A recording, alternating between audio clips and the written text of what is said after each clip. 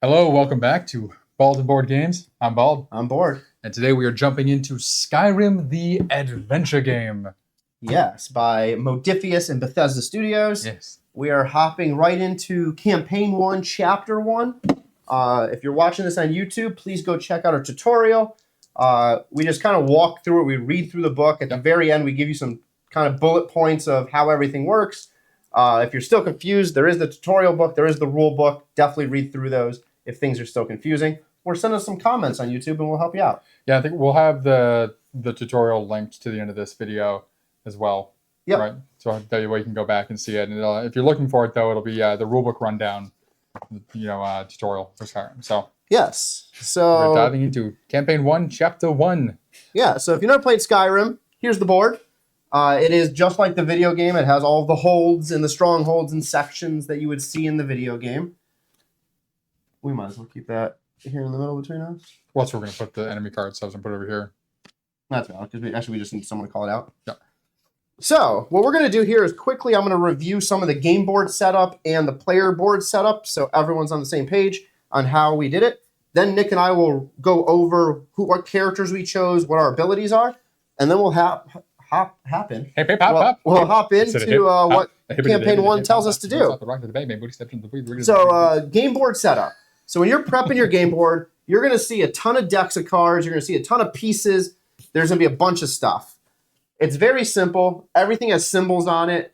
Just keep all the symbols of likeness together. So the first thing you want to do, which is on the left-hand side of our board here, there are 5 monster decks. Those will be when you explore different dungeons. There's caves, there's ruins, there's other symbols across the game board. When you explore those, you will be drawing from those different decks based on the dungeon card. So you're going to sort those. 0 is on top, 7 on the bottom in numerical order. There's be 0 through 7. You're going to, in your game box over here, we have it nicely organized. You have a bunch of other decks. You have Advanced Market, Basic Market. You have Upgrades and Enchantments. You have other decks. You have some of the status cards here and here. You'll have threat tokens, experience tokens, your upgrades that you'll get from experience, your skills. You'll have your monster tokens, and you'll have your horse icons. But for we us, have monster minis. Yes, we will not use our monster tokens. We have all of the minis. So you can kind of do this the way the book tells you to, and it says set up around the board. We're going to keep it all in this little tray here because it's all nice and organized, and we'll just grab things out of here as it tells us to. Yep. But for all of these decks, you want to go through, shuffle them all, make sure they're all ready to go. I don't know if you want to point out those decks. But I didn't get to that. No, these decks. Oh, I know. I didn't get there in the directions yet. Oh, you're actually reading directions. I was bullet pointing. I thought you were just going over everything. Oh, yeah. Also, you'll have all of your gold, your soul gems, your rock, and your plants and everything in here as well. Rock, yeah. And then you will have your character boards. So character boards are pretty easy setup. We mentioned it in the tutorial. Each player will start with a ragged robes. This gives you 1 light armor and 1 sneak. So if you're doing the sneak, you'll get 1 additional die. You'll start with fists, where you can punch by spending a stamina. You'll start with fists, but you may not keep them. You'll inflict 1 heavy armor damage. And then you have a potion of minor healing, which you can turn in 2 plants, and you'll heal 1. Maximum 1 use per combat round. So unlike a lot of these, this potion actually stays with you. You don't just use the card and it goes bye-bye. It's almost like you know a recipe of healing by using 2 plants. Oh, really? Then you have your storage for everything else along the game board. You have your experience storage, your gold, your resources. These will be where all those skills you learn go. And then you have your health track, your stamina track, your Magicka track. So you want to set all this up where these are at the 5 spot from left to right. This is at the 6 spot, these little markers, which is also the 0 marker on top. And that helps indicate how far you can go up and down. So when you recover, you can only recover up to where the marker is. You cannot go further. What are the cubes at the top of these tracks mean again? That's a great question. So, cubes on top of tracks. Let's go review. Yes, on the top of the tracks, he was just pointing out there's like these 2 cubes, and this is +1, +1. So I thought the tutorial we just did had you starting off with 3 base cubes. But I wonder if you start off with 2 technically. Above the tracks, there are a series of cube icons marking each and divide area. Whenever one of these tracks reaches a new area, the players gain 1 additional combat push. So at the beginning of the game, all players can push up to 2 times. So that means that's where you can spend to push per combat, per combat. Okay, so then 3 is what you start with in base-wise first. Yes, you always start with 3 dice. Okay. And at the bottom, you have 4 backpack slots down here, and then you have 2 status spots, which you'll gain as everything kind of progresses. Yeah, and just to point out on the weapon slot here. I'm sorry. Yeah. Weapon slot here. So Steve had his fists in the center.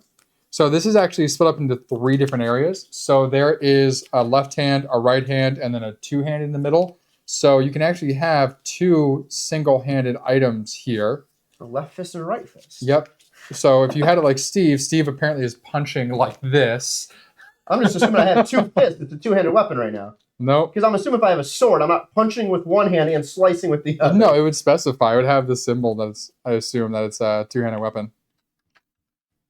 I'm assuming so as well, but yeah. Right now it doesn't matter. I just want to call it out.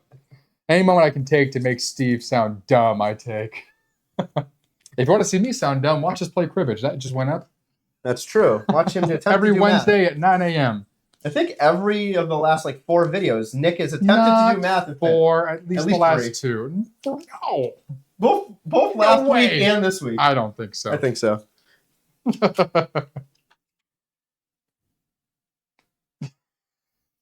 Sometimes mathing is hard. But you got to say 15-2, 15-4, 15-6. Sometimes you naturally go 16. Nick just goes 7 plus 8 is 15, plus 8 is 25. It's called cheating, Steve. Yeah.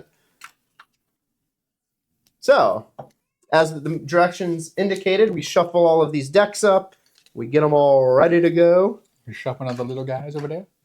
Yep. Nice. We'll go over our characters and stuff after we get done with the setup. But feel free. That is the last of the setup. So was it? Kick that off. Amazing. I can shuffle this last deck up. I am playing as Orsimer. He's orc, it looks like. So, once per game, I could use his special ability, which is here on the card. And that is Berserk. In combat, lose 1 health to succeed with any offensive action using a 1-handed or 2-handed weapon without rolling a skill test. So I chose him because I suck at rolling dice. So that's going to be amazing. But after learning heavy armor, so that's going to be one of the upgrades we'll have here. If a armor is equipped, I get 1 heavy armor, a heavy attack armor. Jesus, stupid. After learning smithing, draw 2 additional cards when upgrading. So that'll be great for the upgrade action. I think resting is the same for all of us, which is 2 and 2. You spend 2 and 2? No. Or you get 2 and 2? When you declare rest, you get 2 and 2 back. Which is just choosing to not do anything on your turn? But don't you recover all those anyway at the end of your turn? That might have been just the tutorial. I don't think you actually... Because when I read through the rulebook, you didn't actually recover everything. I didn't think so. So I think it was just the tutorial. It says, okay, game turn, you just recover everything. But I am playing as my typical, which is a Dunmar. We'll verify that. My ability... So I am specific to fighting and archery. So close range, melee, archery, and distance. Once per game turn, I can use Flame Cloak. In combat, I lose 1 health, but I deal 2 magic damage to all enemies and player characters. Oh, of course you would choose one to damage us. Jesus, Steve. But as long as you have 2 magic protection, you block it all. I don't, Steve. I don't either. I'm not going to use it right now. After learning light armor, so if I get the skill light armor, the opposite of mine. If the something is equipped, I don't know what this symbol is. It's like what we have right now, isn't it? No, that's not the same thing. Oh, but it's gonna be that same sort of symbol. Oh, so if you have a specific symbol attached, you gain 1 additional light armor or armor protection. Yeah, the different armors, like we have ragged robes that has a symbol up in the upper right hand corner that looks like a torso with robes on. Yeah, I'm so the other armors will show like knight's armor symbol for like heavy armor, or it looks like a similar thing to this robed symbol, but white instead of black. Yes.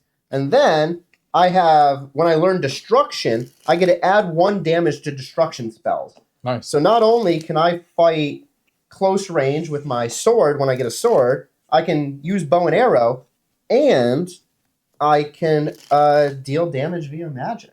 Very cool. Funny thing is, I'm just kidding. I don't have a bow and arrow. I thought this was a bow on my back. That's a ship in the background.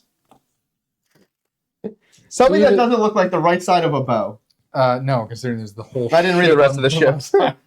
So Steve is notorious for no one has a bow in this game. That's so sad. I want my rogue. Steve's notorious for not being able to actually None of them do. see what is going on visually. Can you toss those back in that box too? I mean, this one's straight magic, so that's what he's using. So I'm a halfa. So I get half magic, half melee. Ultimer. Check the back. This is the back side. Does No, the lady have? That's the exact same. Oh, just same thing. I look at it. So the cards, by the way, too, are double-sided. So one side is male. Yes. The other side is female. And that's typical to Skyrim or Diablo and others, where you can choose the gender creation, and then you create your characters. Yeah. So last thing to call out is we have an event deck specific right now to 1-1. So campaign 1, chapter 1. We'll shuffle that up in a moment. And then we already pre-prepped all of the card decks. Yep. So you have 100, 200, 300, 4, 5, and 6. The cards are all set up in there. We're going to be touching and fooling around with those cards in a minute. We're going to be fondling those cards. So here we go. I am so excited for this right now. Frequently. Depending on the number of players, you may need to discard a few cards and place tokens on the map. The token will be relevant later on during the game. It will determine whether players succeeded or failed the first chapter. The cards direct you to the end of the chapter.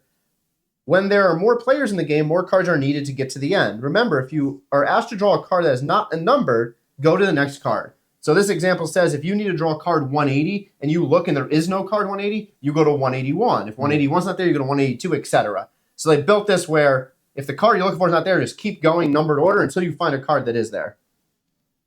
For us, we are playing with 2 players. We are going to go to card 180 and 181 and remove them. And we're going to place a token, and I believe this is going to be a gray token, in Solitude. No, I think it means as you're closing off Solitude. No. It says place a token. No, not closing off Solitude. It just says quest token. It says quest token? Yeah, place a quest token on Solitude. But I'm assuming it's going to be gray. Because we're not. So 180, 181 come out. We'll just place those off to the side. Shuffle 217 to 226 and place them face down beside the board. This is the Blades deck. Shuffling all those? Yep. 217 to 226? Yep. Okay. This is the Blades deck. This deck will remain in use throughout Chapter 1. Anytime the icon of an X on a Blade card appears, discard the top card of the Blades deck. The deck represents other members of the Blades that are hiding in Skyrim. And this campaign is obviously called The Blades. During the game, players will be able to find the Blades and gain their assistance. You'll notice that the backs of these cards mark them as belonging to different decks in the game. They will be distributed to the respective decks in Campaign 2. Okay, so they don't matter right now. No, they don't. The deck here doesn't matter right now, but they're called the Blades, so there's people right now. But that's what I meant, though. It's like if you get them, it's not doing something on the other side. It's just you have one of those cards, I assume. Probably. That's why we shuffle. Because each card probably has different benefits. Oh, okay. I'm assuming. Yeah. No, see. So here we go. Campaign 1, Chapter 1.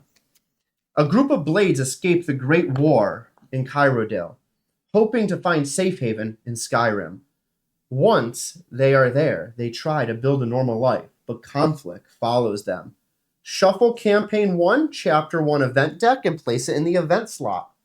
So that is this deck right here. Okay. In the upper right-hand corner, as I mentioned, it'll say 1-1.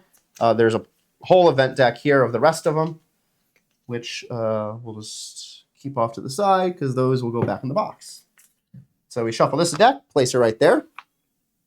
Markov is under control of King Monodoc and the Reachman. It is not accessible and won't accept any threat tokens during this chapter and the next one. So Markov is green. So we'll go right there. Yep. So it's right here. And it's located on the far right where Nick is pointing. So it says it's under control of King Modonoc and the Reachman. It isn't accessible and it won't accept threat tokens. So we literally can't cover any of those in threat tokens. We can't go there. Okay. Add cards 160, 161, 162, and 163. Shuffle these 4 cards and deal 1 to each player. Is there any kind of like token they have in the box? Like to close off? There's not. Nice. Those 4. Shuffle, and we each get 1.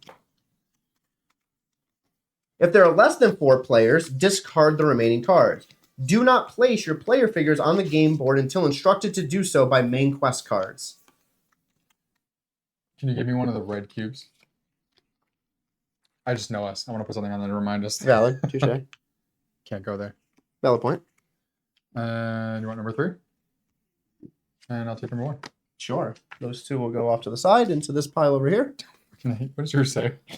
What does yours say? What's it? Arrested? Captured. Damn. Mine's 1.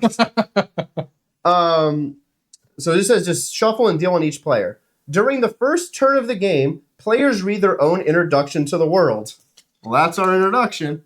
Oh, which makes... have you ever played this game? Yeah, I know how it okay, starts. So that's how it starts. Yeah.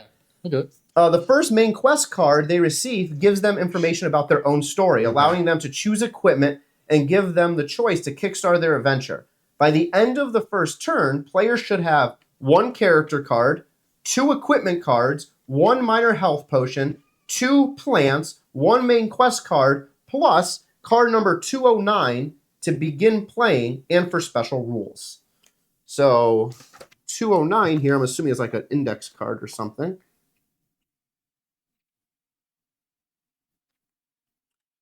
Players should have the following. 209. Interesting. Oh, the story will continue. Interesting. Okay, so one of us will get 209, the other gets 210.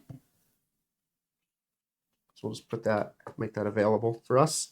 Is that we don't all? It's not like a world event thing. 209. No, it looks like 4 cards where it's a story across all 4. So we're just gonna get the first 2. All right, the High King. Skyrim is ruled by 9 Jarls, 1 for each hold. Reigning over all of them is the High King, the most powerful person in the province. The death of the High King is a momentous event that is bound to bring chaos and disarray to the region. So, that is the end of what the instructions tell you for Chapter 1, Campaign 1. Just kidding, Campaign 1, Chapter 1. Yep. So, at the beginning of every turn, we will flip an event card. That starts every turn. And the turn structure is in the rulebook here. Again, we went through it in the tutorial briefly. It is very straightforward. You're going to draw an event card. You're going to move. You can move up to 4 spaces, 5 if you have a horse.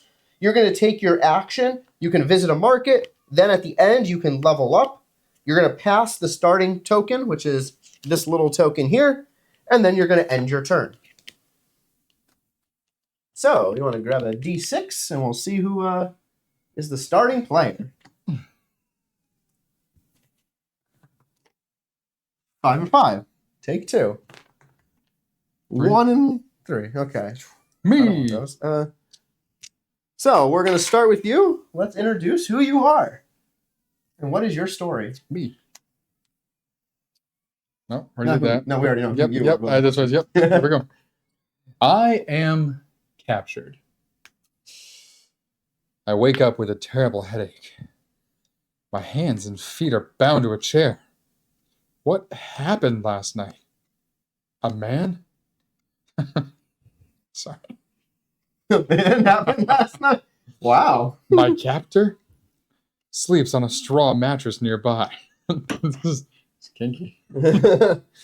I easily break my bindings and face the sleeping guard. I dispatch him and explore the room. My captor's house is in a state of decay. Half the roof collapsed a long time ago, and chicken freely roam around inside a satchel. I find a mysterious note. Dear Nearth, I hear you're good at finding people.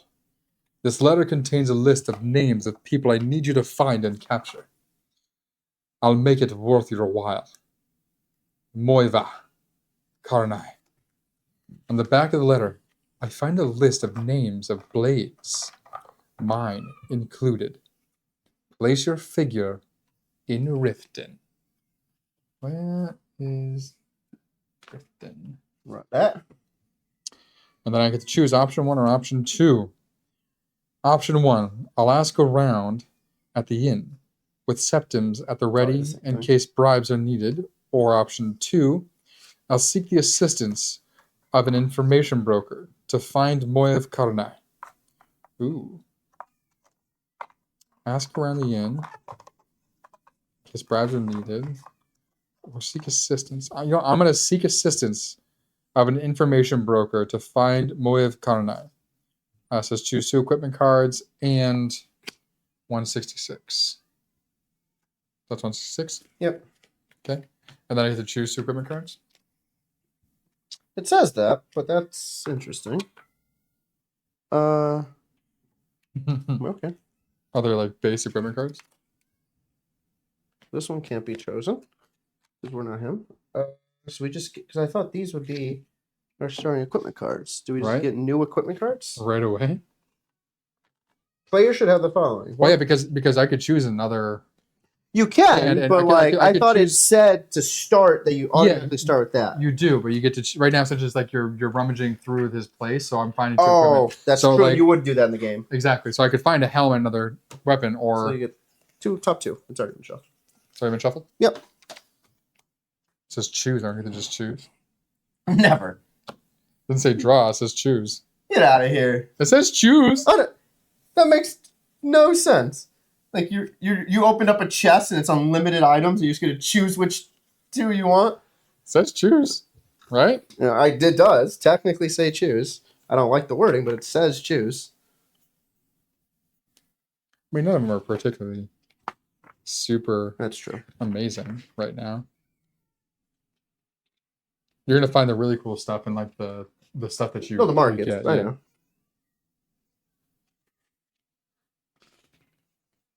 Yeah, so it's definitely choose because these are all very basic. All right, do we have any? That's a 2-hander. Do I want a 2-hander? No, I don't want a 2-hander.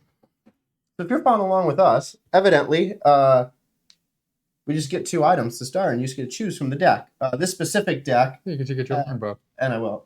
And I will. This specific deck, I'm gonna get the longbow. Have no arrows. That's the thing in Skyrim. You actually have to collect arrows to use with the bow. It has a very specific symbol on the back of this deck, which is this symbol here. So it's a chest, but it's a chest with a blacksmith anvil in it. Unlike the other decks, which has a chest with a silver A or a bronze B that indicate basic and advanced markets. So when you're prepping all the decks, make sure that you're correctly shuffling the right ones together. The white ones. The white ones. The white ones. Yes, there's your thing. If you have that. That's your yeah.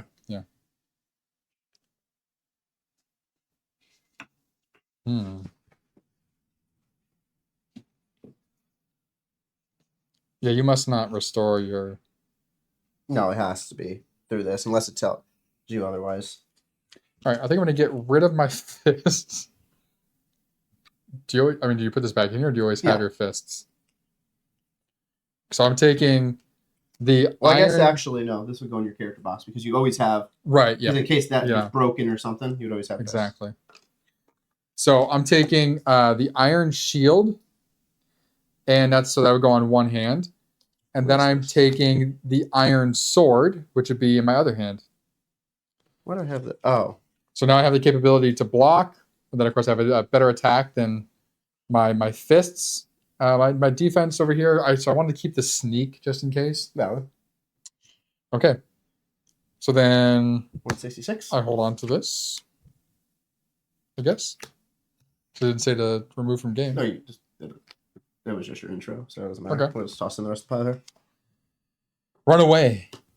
I decide to look for my blade friend, Carlion, the hunter, at his house in Winterhold. So that's my quest. I need to go to Winterhold. All right. Right up there. And then I won't read anything else until I get to Winterhold. So and you can have up to 2 quests. This is your threat marker, right? If it hits 4, yes, it's gone. It's gone. Oof. Yep. All right. So my intro. So my Dunmar has been arrested. For months, I've been rebuilding my life in Winterhelm. One day, guards break into my home, arrest me for no apparent reason. It's because I'm black. I'm just kidding. Oh my god! It's because you're bald. I'm thrown into an empty cell and left there to rot. The guards show up drunk at night, celebrating my capture. One of them falls asleep close to my door. I can see his keys poking out of his pocket. And while he is asleep, I grab them. Oh my dirt! This game is disgusting. I escape through the Winterhelm jail. Through the Winterhelm. Sorry. Windhelm, actually. It's not even called Winterhelm. It's just Windhelm. No, mine's Winterhelm. No, mine's Winterhelm. This is Windhelm. Yeah. I'm like, Winterhelm. Windhelm. My path takes me to the barracks, where one of the guards who arrested me sleeps. I search through his belongings until I find a mysterious note. To all Windheld guards. It's like Ruin and Ruin all over again. Dangerous criminals are living in your midst. Their names are behind this letter. You must find and capture them. You'll be handsomely rewarded. Moiva Karnai. On the back of the letter, I find a list of the names of blades, mine included. Place your figure in Windhelm on the board here. Option 1, option 2. Same 2 as Nick. Because Nick chose option 2, I'm choosing option 1. Why not? For it. I'll ask around the inn with the septums at the ready in case bribes are needed. Choose 2 equipment cards and draw 164. I don't have any septums. All right. So I was trying to say septums. I'm just thinking Game of Thrones. That's a sept. Yeah, but the septas, aren't they? Oh, the people? Yeah. Yeah. The like the nuns. Yeah. Yeah. This actually, I would love so far the way this is like starting with a little like story, like very kind of story moments in the map. I think they could do something very similar as like a Game of Thrones game, not following the exact story of the show, but like building one within that universe, maybe during the events that happened in the actual story. So like you potentially end up in King's Landing during this moment, but like your story's taking you this whole other way. Or maybe it takes place earlier or later. I don't know. I think it'd be fun. So. Oh, that was quick.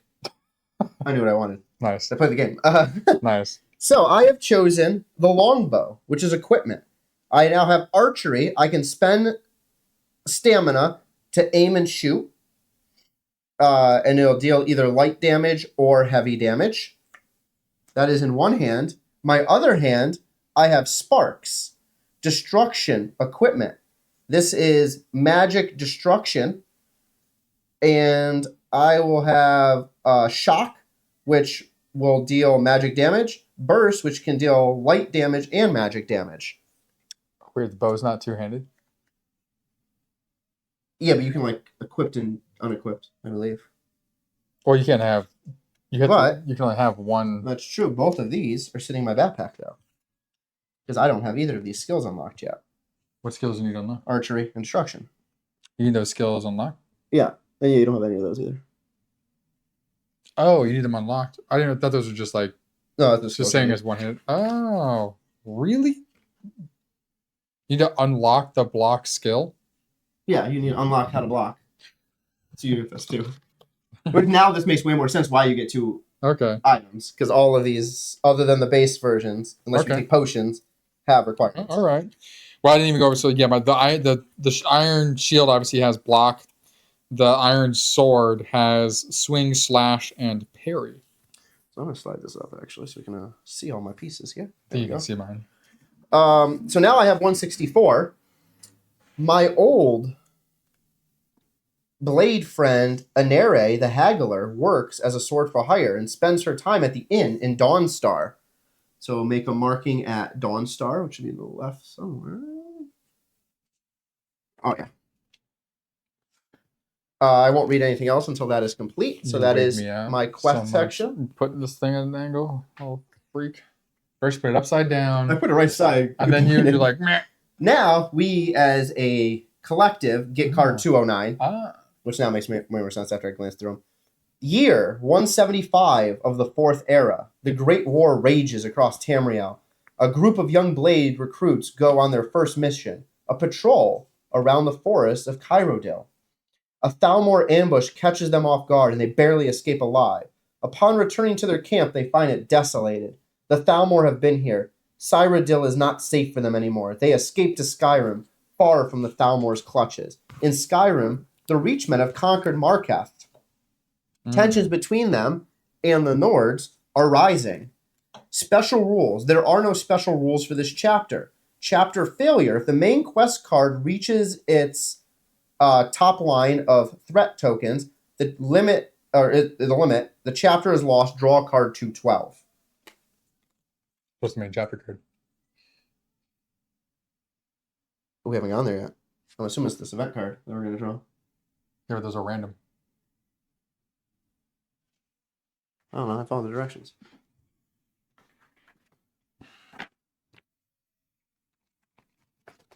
It says a main quest card, not the... Oh, a main quest. Okay, so I'm assuming one of those is a main quest card. These are all quest cards. Oh, yeah, because that's where we each have our own story of main quest. Yes, again, I don't think that marker goes there. I'm pretty sure that they meant... No, that one does go there, 100%. You sure? Yes. Does it say quest token or just say place a marker? No. It said... It didn't say threat marker, it says quest token. Grade quest token. On Solitude. Oh, okay. Question sure. Because we don't have a card that mentions it, so... Something will happen. I guess so. Know. Neither of us are anywhere near Solitude. We'll find out. So, that is our initial setup for each of our characters. I'm going to pull the first event card, and then Nick is first player, but we both have to move simultaneously. So here we go. Campaign 1, Chapter 1, World Quest, right off the bat. Threat limit is 2. The Sky Forge lies dormant. Still, you can forge some weapons with it. That's brutal already. 2 threat tokens come out. What? Yeah, 2 threat tokens. Put a marker at Whiterun. So now, I want to... So this says... Oh, this is because World Quest, so it's going to be a gray marker. So at Whiterun. Dead center. Nope, dead center. What? So now we have to place 2 of these down so we can block off some stuff. You actually don't want to put them on the quest cards. Yeah, because it could tell us, like, put 1 on everyone, so we don't want to put anything on this one yet, because it only takes 2. So I guess, where do we not need to go right now? It's like you're here. You have to go in this general direction. Where's your marker? Up there. Mine's over there. I mean, I so guess. So we like do Falkreath? I guess. So what Falkreath what are the options that we can do? For what? For these? Yes, like you can only do certain things each of them, right?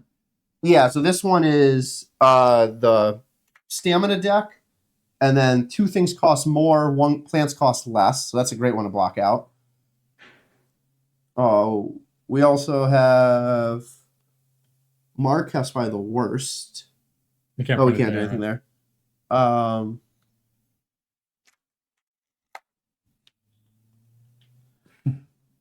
know how quick we can go the best. This costs 1 more. This costs 1 more. This one you can't get soul gems at all at Morthal. And plants cost 4, but plants cost 4 everywhere else too. So we just want to block out Morthal. I guess so. Since we can get plants elsewhere. We can get plants there for 4 or 5. And we can always remove those too if we need to. Once we get gold. That's true.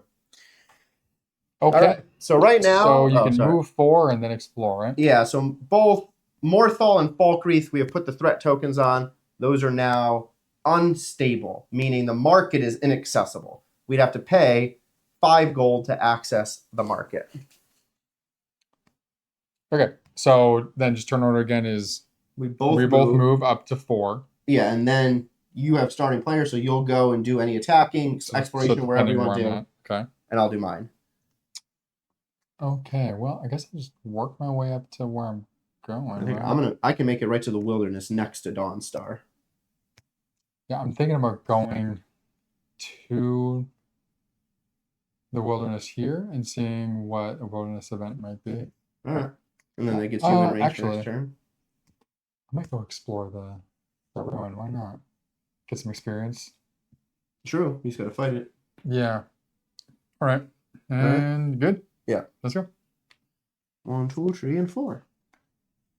Because I can get there next. Yeah. Yeah, I can get there Cool. next turn. All right. So I am going to be exploring the ruin. So we are campaign 1, chapter 1. So I'm drawing one of these and one of these. And I start The one on the left. Yep. with a bandit archer. All right. Let's see how this is going to go. Boom. Okay, sneak in the past would be 3. I don't have the sneak skill, You don't sneak, so you can't so I can't sneak at all. So do they always go first? I believe so, because you can't sneak. Let's double check real quick for combat.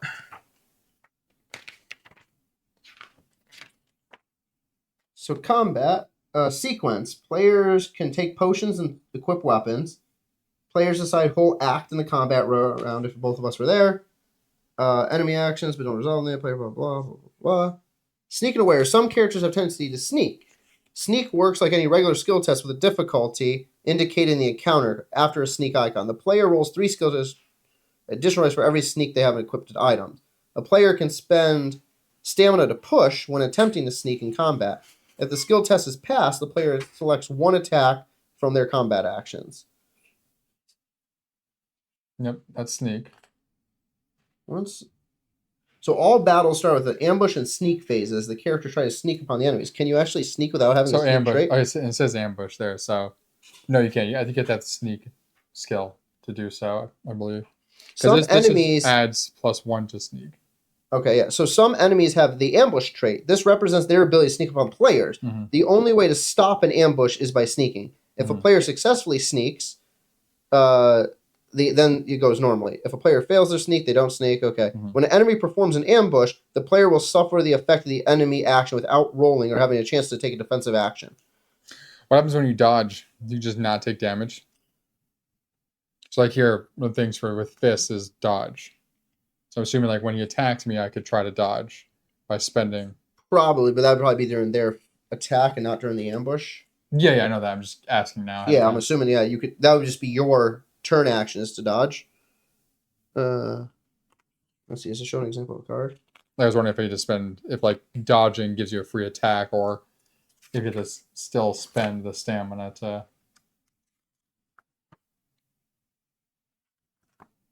Enemy actions: attack, heal, spawn, follower actions, player actions. Pushing in combat, players have.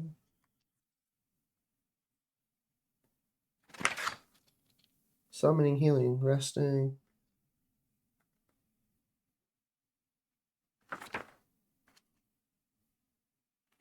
Escaping combat. At the beginning of each player's turn, before rolling the enemy action, a player can decide to escape combat. A player is removed from battle, they take no further part in it, but you add a threat token to any card that can accept them or any stronghold in the stronghold card. That's rough. Fighting multiple enemies, ending combat, rewards. There's got to be something for dodging here.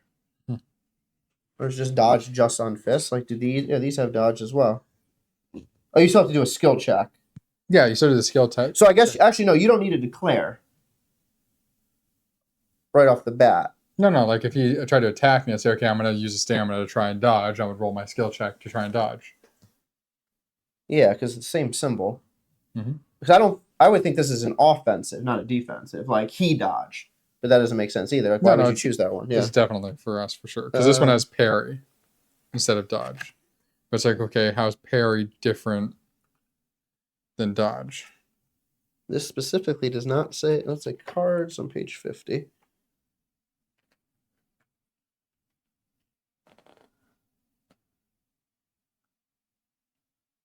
Index is no explanation there. No, that's dungeon encounter cards. Hold on. Status cards, items, enhancements. Where does it show player card? There's got to be one here that shows the player card. other than that card.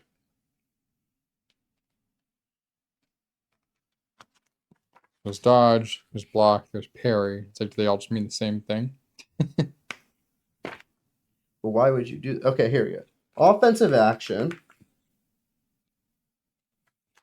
Is there a picture that has these letters on them? No, there's not. Roll your skills. If on so you can push. The roll was successful. Cancel the enemy damage. Blank will still affect otherwise. Special action. No, could be if you're using blue. Yeah, that's magic. Yeah. Roll successful, cancel the enemy damage against. Okay, I think that's it.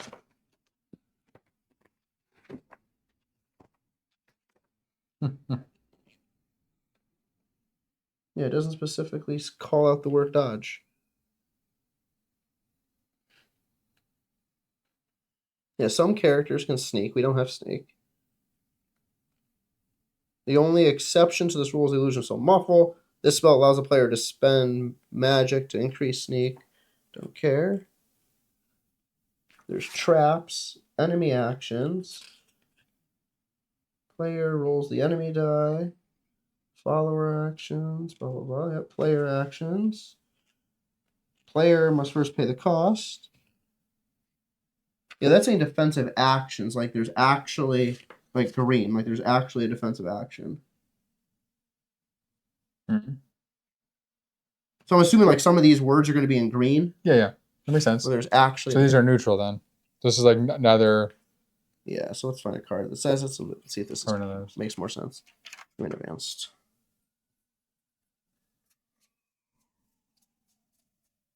Really? None of these?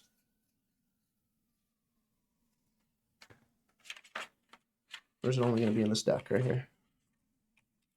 I mean, it's the skills are green. Yeah, no, the skill. That's like one set of this skills. is green. So this is the defensive action. For him, I was saying, what are ours like? I don't think there's any defensive ones on any of the equipment. That would make any sense. Yeah, that's valid. Yeah. Yeah, I was wondering if there's a difference between dodging and. It does not say. So you just can't. Yeah, in combat, players can decide to attack the enemy with their other actions they can play. The player negates the enemy action. It just says for defensive. When an enemy's attack is too strong, the players may choose to take a defensive action. Defensive actions don't deal any damage and have no additional effect. When a player takes it and succeeds on the skill test, the enemy attack is countered and does not have an effect on the player. Okay, that has to be what dodge is. I guess so. So you can choose to use your turn to combat the enemy action, but I'm assuming it can't be during ambush. It would have to be after ambush. When an enemy performs ambush, the players will suffer the effect of the enemy attack without rolling or having a chance to take defensive action. Mm-hmm. That's just the start of the turn. That's just the first one. Yeah. Yeah. So they do ambush first. So they're automatically, you don't roll at all. It just automatically hits. Yeah, but you have to decide which one. Interesting. That's true. Because they still roll just because they're attacking me. I just can't block it. So they could still miss. No, it says here. Will suffer the skull. Okay. Will automatically suffer the skull. Okay. Without rolling or having a chance to take defensive action. So 2. So Right. 1. So you take 1 damage. Nice. Good. Okay. And then now I get to attack. Because that was my first attack. Okay. Because they just automatically do the skull. So he he just attacked first. So he automatically We're did the going to skull. press when we design something like this. Ambush, we're going to put the little symbol next to ambush for the one that they would do if we do something similar. That's true. Anyway. Okay. So Or also put on this card. Like we have. Yeah. So I'm going to punch him. So I have to use one of my stamina. Like I would have, and no offense to Skyrim and Bethesda for making this, but like Stronghold, like D6, they should have done what D6 did. Just like put all of this like right here. To be like, here's everything you can do at a Stronghold. And then instead of putting on this card. And I need to roll the symbol there to be successful at the punch. Correct. Okay. And you don't get any other benefits unless you can use your Dunmar, whatever your thing is, once per game turn. Nope, that's only when I have this equipped. Can't use right now. I need the one-handed skill. Here we go. Zippo. So I could. You can push, which is to spend another stamina. Which just allows me to roll 1 more die. Yep. Damn. All right. Do I do that? Or do I just wait? No, I'm going to wait it out because I'll get to roll 3 again next time. I'm not going to do that. I'm going to save it for my next attack. Okay? So then he goes again. Yep, now is where you roll his die. Yep. Lightning bolt. 1 heavy. So 1. Yep. Yikes. If I could have my shield equipped. Oh, wait. I can have that equipped. Yeah, you just can't do the thing. Oh, that's fine. Yeah, so I'll have it there. So that blocks the one. That would have blocked Oh, one nice. damage. Okay. Yeah. Yeah, mine, there's no reason to connect either one. Yeah. Okay. Cool. So now I'm spending 1 stamina to attack. Let's punch. This is Nick rolling. For sure. And he's like, I'm not going to go to the wilderness. I'm going to go right for this ruin. This is the first monster. And in these situations where you completely miss, does he still take the 1 damage? Like, doesn't it say you always deal at least 1 damage? If you hit. Oh, let me confirm. I'm pretty sure it just says if you hit. Like, is a miss an outright miss completely? Pretty sure. Damage is if the player has no when players receive any kind of damage, they first subtract from armor. If the attack is equal to or lower than the armor, the character's armor has absorbed the blow, but the character is staggered. The player loses 1 stamina. If the player has no remaining stamina, they will lose health instead. So in that case, you still use stamina, even though you didn't do Yeah, so I the still attack. You had to pay the stamina because you attempted an attack. Yeah, I did that. So you did that. It does not say if you just swing and a miss. Enemies don't have a health tracker, blah blah. Enemy tracker we just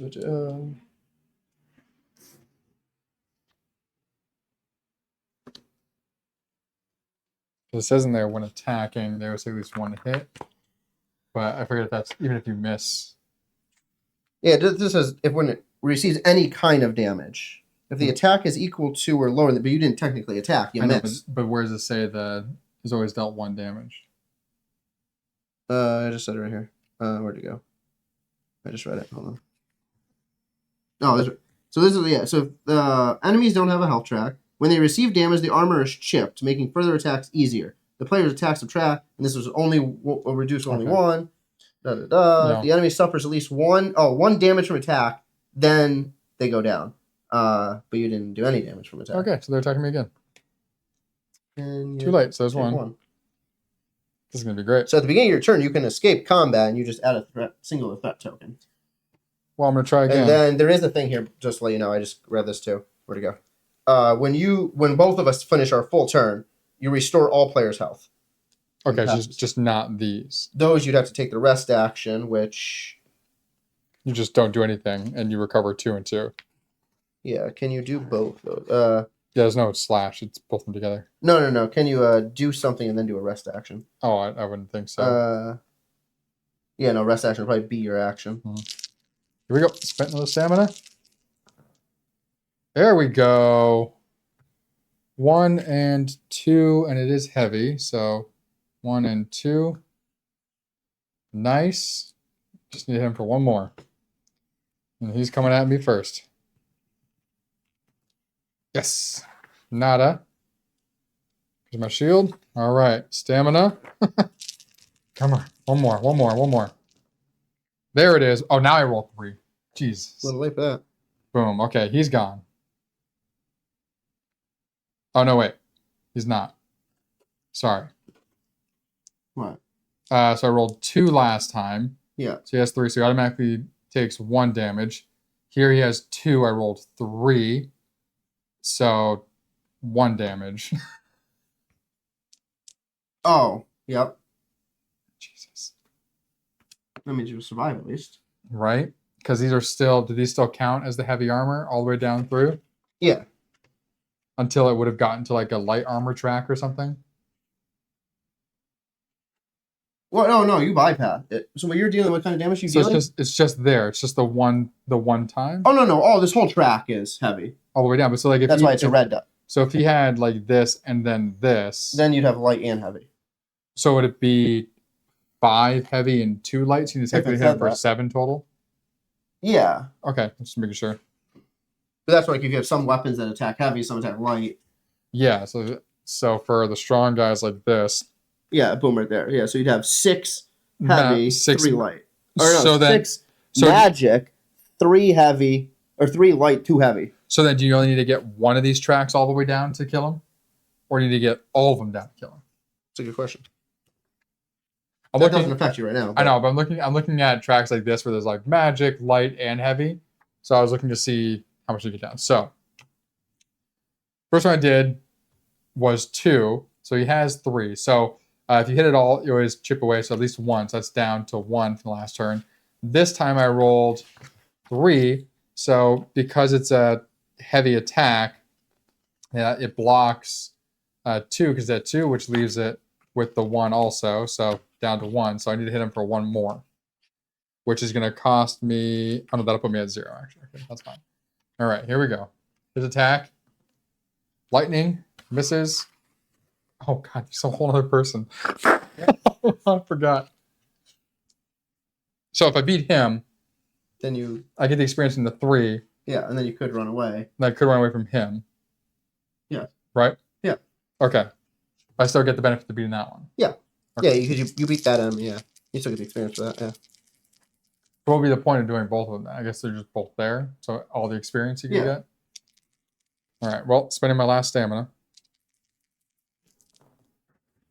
And nothing. Wow. Only stamina can be used to push, right? Yes. So if I wanted to push, I would have to use health. Yes.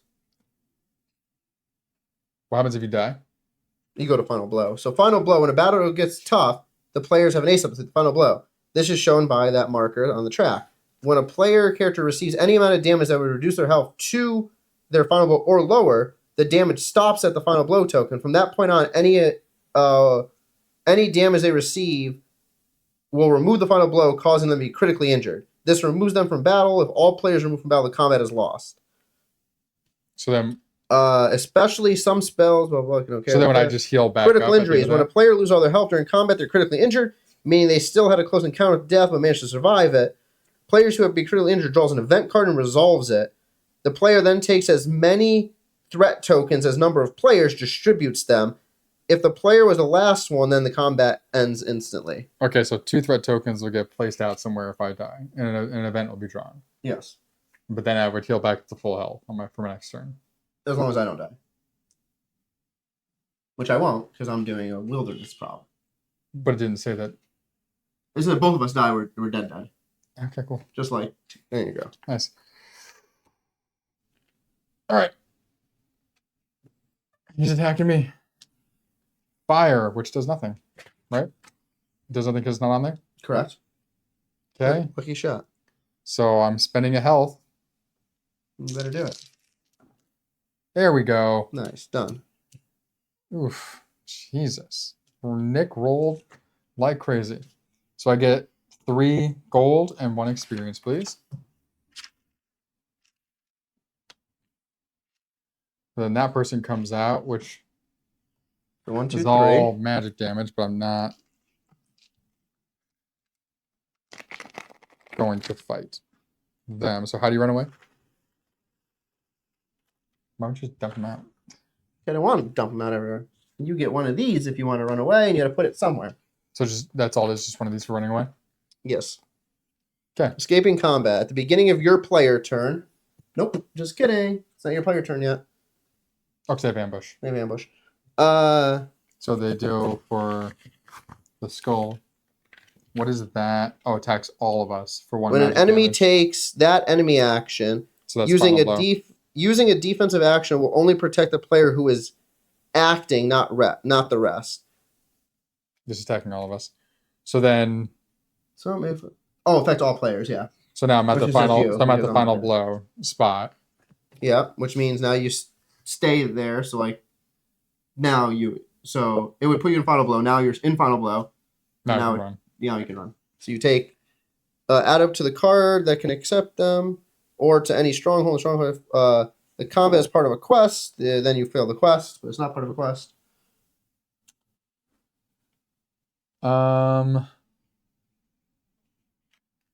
What do we have? Let's do. Wait, put on your card. We'll do Riften. No, I'm doing Riften. I'm not putting my card because if we put it, if any of these fail, then we lose. You lose. I don't lose. We lose the chapter. You put it on Riften. Oh. Make me close a stronghold. Whatever. All right, so then these go back on top or discarded. I would assume go. Discard pile. It says keep a separate pile. Okay, you said because the one I beat gets discarded, and this one. No, both. Because you ran away from it. Okay. Yeah. I feel like this is going to get very hard very fast because we're going to get quickly up to the 7s.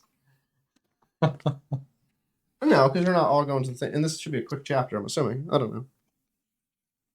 Based on what this says here, it doesn't specify on these things here. Like this fireball hits for 6. It kills you in one go. I understand. I'm assuming you have to take down both of these. What's it say here? It doesn't say. This is fighting multiple enemies. This doesn't clarify it, but it shows both cubes there. I'm assuming you have to get both cubes down. I said in the tutorial, like you literally had a person you fought in the tutorial with 2 cubes, didn't you? No, we did not. But you had one when I got up and walked away.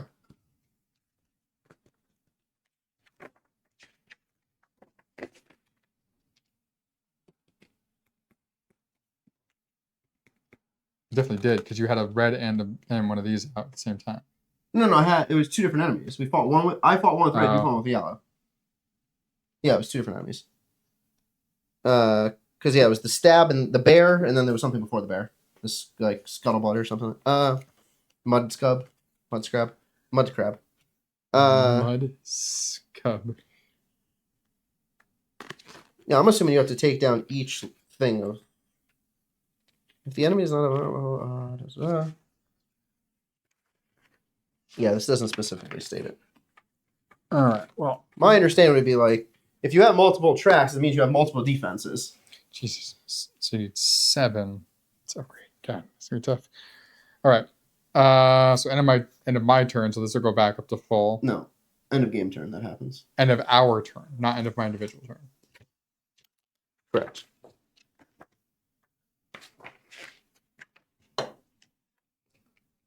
Turn sequence. After each player takes their turn action, then restore all players' health and then start a new game turn after you pass the starting player token. Okay. All you? I'm not looking at that. Oh, sorry. I'm in the wilderness. I'm going to take a wilderness card, and we're going to be way better than Nick was. So I'm up here next to Dawnstar. I decided to fight. I was, it's like, hey, let's go for it. It's early. Yeah, this is what we didn't take your grail. Died instantly. I have Favina Belanos, the East Empire Forger. She holds up a wanted poster. If you see this fugitive, let the East Empire Trading Company know. Gain 1 resource. So I get to pick any of the resources. I'm going to pick a soul gem. Find the fugitive. So I get to roll 3 dice over here. Plus illusion. I don't have illusion. I can spend soul gems to push. And I need to roll 2 of the Celtic symbols. Success, I would gain 2 experience and 2 resources.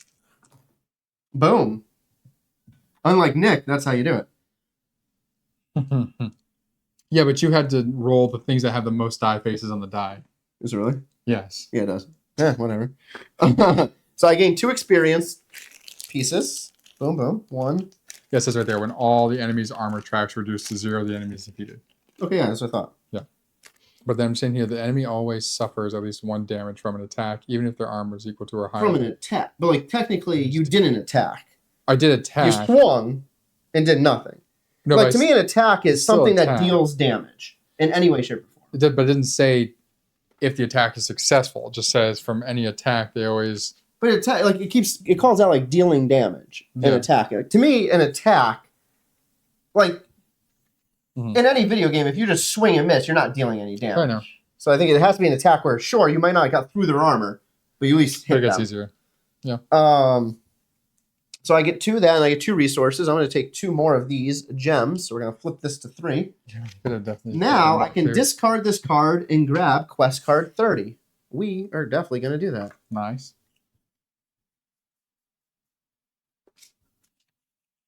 Of course. I get this one. Oh, that's not what I thought it said. Oh, good. I have to roll the same symbol here that I couldn't roll before. All right. So that goes up there, discarded.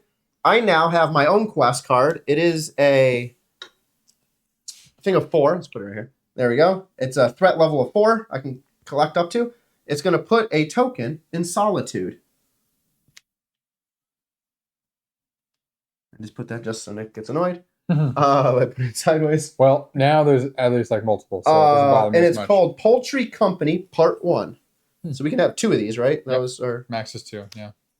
Let's put them like that for now. Yeah. All right. So that completes my turn action. So now we go all the way up to health, right? Sure. Boom. Shut up, Steve. Hey, where'd you get the experience from? That card. God damn, you just got it? No, I just gave it to you? No, by completing it. Gain 2 experience and 2 resources. So I got 3 of these now. See, if you just went to the wilderness, you would have had the same thing. I almost did. I was like, but I was like, okay, maybe the wilderness is going to have us fight a roaming monster. I was like, okay, so let me go at least go here where I know that they're lower, whatever. I'm assuming. What? What does that say about rest? That, like, can you rest after you've left a battle? No, I don't think so. Or is it considered a turn action? No, it must be considered a turn. So turn actions, to explore. Because it doesn't call it a turn action on here or in the book. So I'm wondering, this is your character ability. I'm wondering if you could always rest, but it just ends your turn. It doesn't specifically say the word rest. That's why I don't. No? Cool. Like game turns, I look there and it doesn't specifically call rest. Players take an action. Visit the market, level up, pass.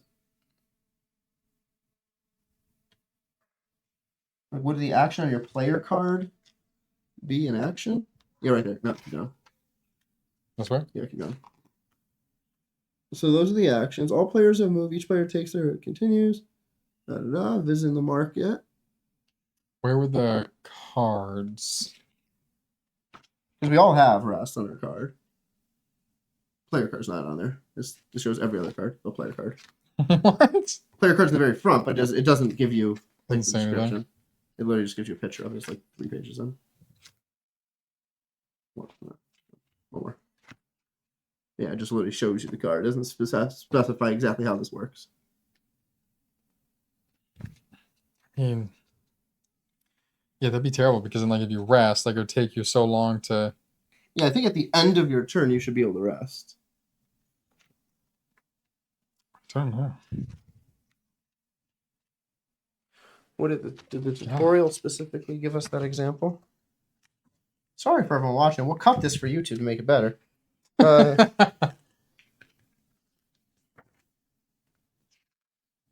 it didn't say here either. At the end of your turn, all players. So this says all players restore. This you didn't fight nobody. This is the end of your 3rd turn.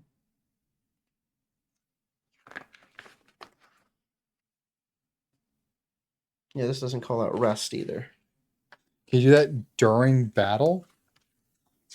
No, because you like instead of attacking, can you choose to rest? No, that doesn't make any sense. I'm assuming rest is just like. Well, no, because I mean, in the tutorial, it had us raise all of these up, didn't it? I guess. That was just at the end of game turn, not at end like in the middle of battle. But here it doesn't say that, right? It doesn't say that specifically. After completing an encounter with the dungeon before starting a new one. Oh, right, here we go. After completing any encounter within a dungeon and before starting the next one, characters replenish their magicka and stamina. Health is not recovered. So you would have recovered all of your stamina before that second one. So this is technically recovered then? Yes. So you don't get your health back. So then this must be an action that's taken during battle then. So choosing not to attack. No, that's just saying during a dungeon. But if you have a roaming monster, it'd be different. This says specifically a dungeon. After completing an encounter within a dungeon, when you finish monster one... but rest is not restoring all of this. Rest is just restoring 2 of each. I'm saying during a fight... Well, I guess then, because all of these are used... You must, instead of attacking, you're taking the rest action to restore 2. So you're getting that, but you don't get health. Yeah, okay.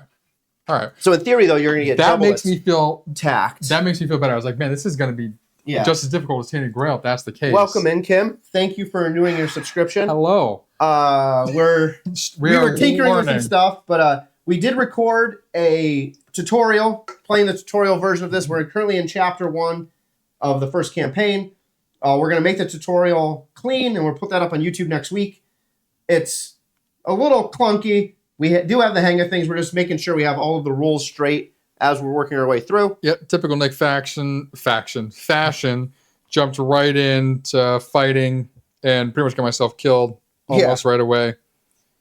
Then we were looking at most recently like the rest action and stuff to see how that's done. And so after fighting an enemy, all of your stamina is recovered, and it looks like the rest action, which we can't even find in this rule book, looks like the rest action you actually can do during combat to restore 2 magic and 2 of your stamina. Yes. What I'll do, since obviously you follow us on Discord, when we post the video of the tutorial on Discord in our video section, we'll post that link. I'll also post like bullet points of like kind of the highlights of things that are very important to know and how it works based on what we've learned so far today.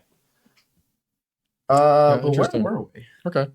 Oh, I was getting this first player marker. Yep, you got that. So we have to choose where we're going. So I feel better though now that full health, full everything else, which is great. Going to go to winter. Hold on, I'm going to go Dawnstar. Yeah, it's pretty much. Yeah, all right. Where we're going. Perfect. You should timestamp them on YouTube. Yes. Oh yeah. We'll timestamp all of that for like the breakdown of each part of the tutorial as well. Hopefully it answers all your questions, but feel free to reach out if you do have any further questions. Yeah. Oh god, that burp smells nasty. It smells like your sandwich. Leftover chicken. Oh god. It's a salmonella mouth over here. There was a spread evidently today. I got a citizen alert. Cucumbers.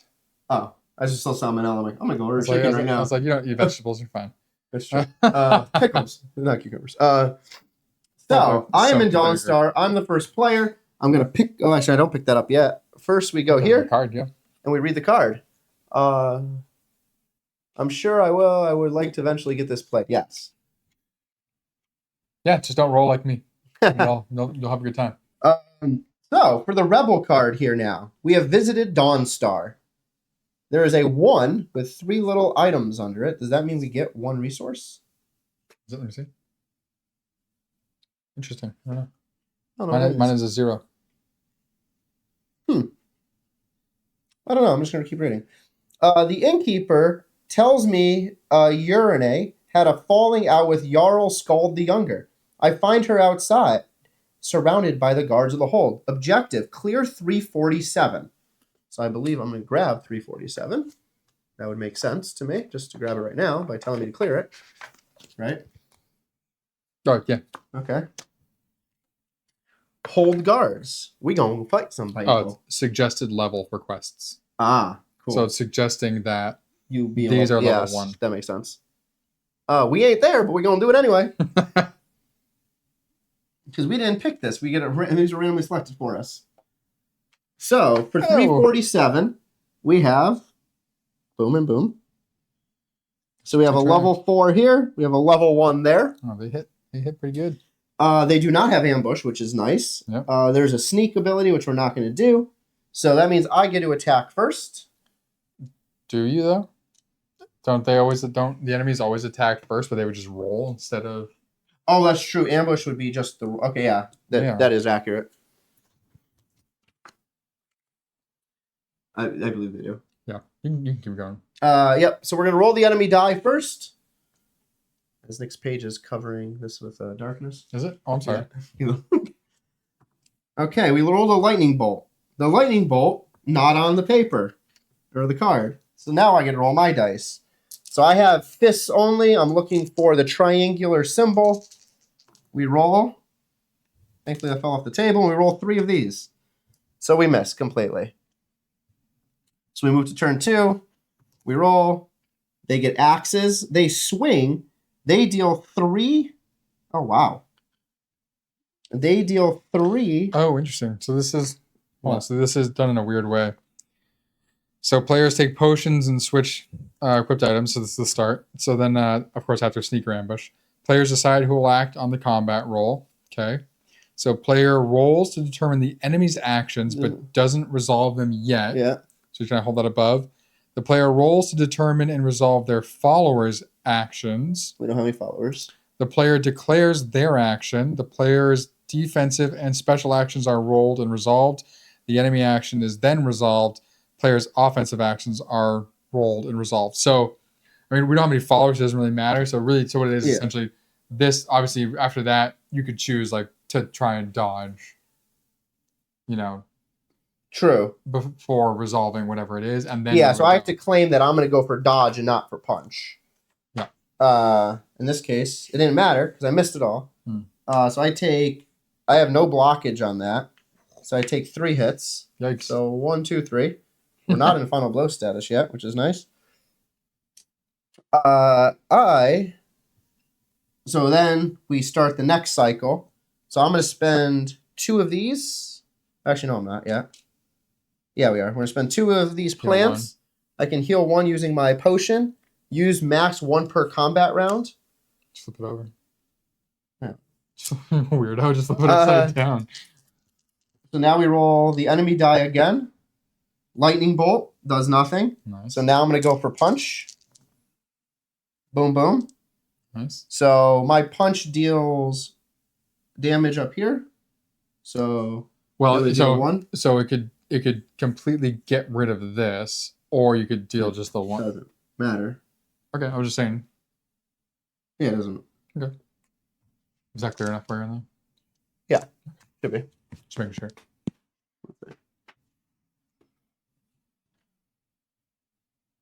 Looks fine. A little blurry.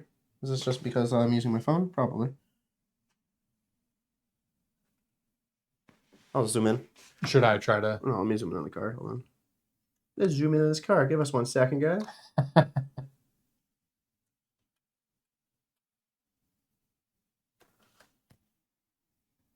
fine. Okay.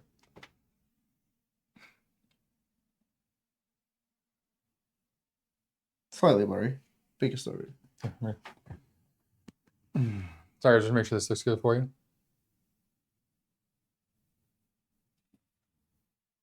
Is that better? No, hold on. Yeah. It has a delay. Hold on. Give it a second here. Oh, yeah. There we go. Nice. Good now? Yeah. Okay. Sorry, guys. I bumped the table earlier. And I think I tweaked the camera slightly. All right. So we dealt 1 damage there. Skull. 3. So I'm going to roll for dodge now. So that means I just dodge the whole attack. Boom. 1. Yep. Dodge successful. Nice. Roll for them. No. No? What do you mean? No, now you can attack. That's what I'm just reading. So you do your defense. Oh, my defensive action. And then now I roll for punch. Now you can try to attack. Boom. So this goes down to 2. Now we roll for their new action. Yep. Now I roll for dodge. You gotta make sure you're spending. Oh, that's right. Every time you do that. So 1, 2, 3, 4, you're down. 1, 2, 3, 4. Oh, good. My last one. Successful. So now I can spend my last stamina to attack. For right now, and then you just rest on the next one. Yeah, so last stamina to attack. Success. 2.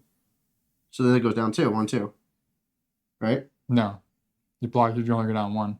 Oh, because it was 2. If it was a 3. Yeah. Yeah. Okay. So now we roll this. Axe. It's going to deal me 2 damage. Then you can choose. I am going to choose the rest action. So I don't roll any dice. So I'm automatically going to take the 2 hit. You could take a 1 hit. Oh, no, it's or, right? Oh, yes, I take a 1 hit because I can block 1. Nice. So then I'm going to recover 2 of these. Mm-hmm. So now we go back to their turn. Yep. Nice. Blank. Now we're going to attack with my punch again. Spend your stamina. Spend my stamina. We take that out. So 1's gone. Nice. Axing you. Axing takes me 1. I am going to let it happen, and I'm going to attack. So it puts me into final blow status. Boom. Boom. Nice. Dead. I get 1 experience. Whew. See? Man. Goodness. I could see how the combat... That would have failed my mission. I could see how the combat could be confusing at first because it's not explained super clearly in the rule book.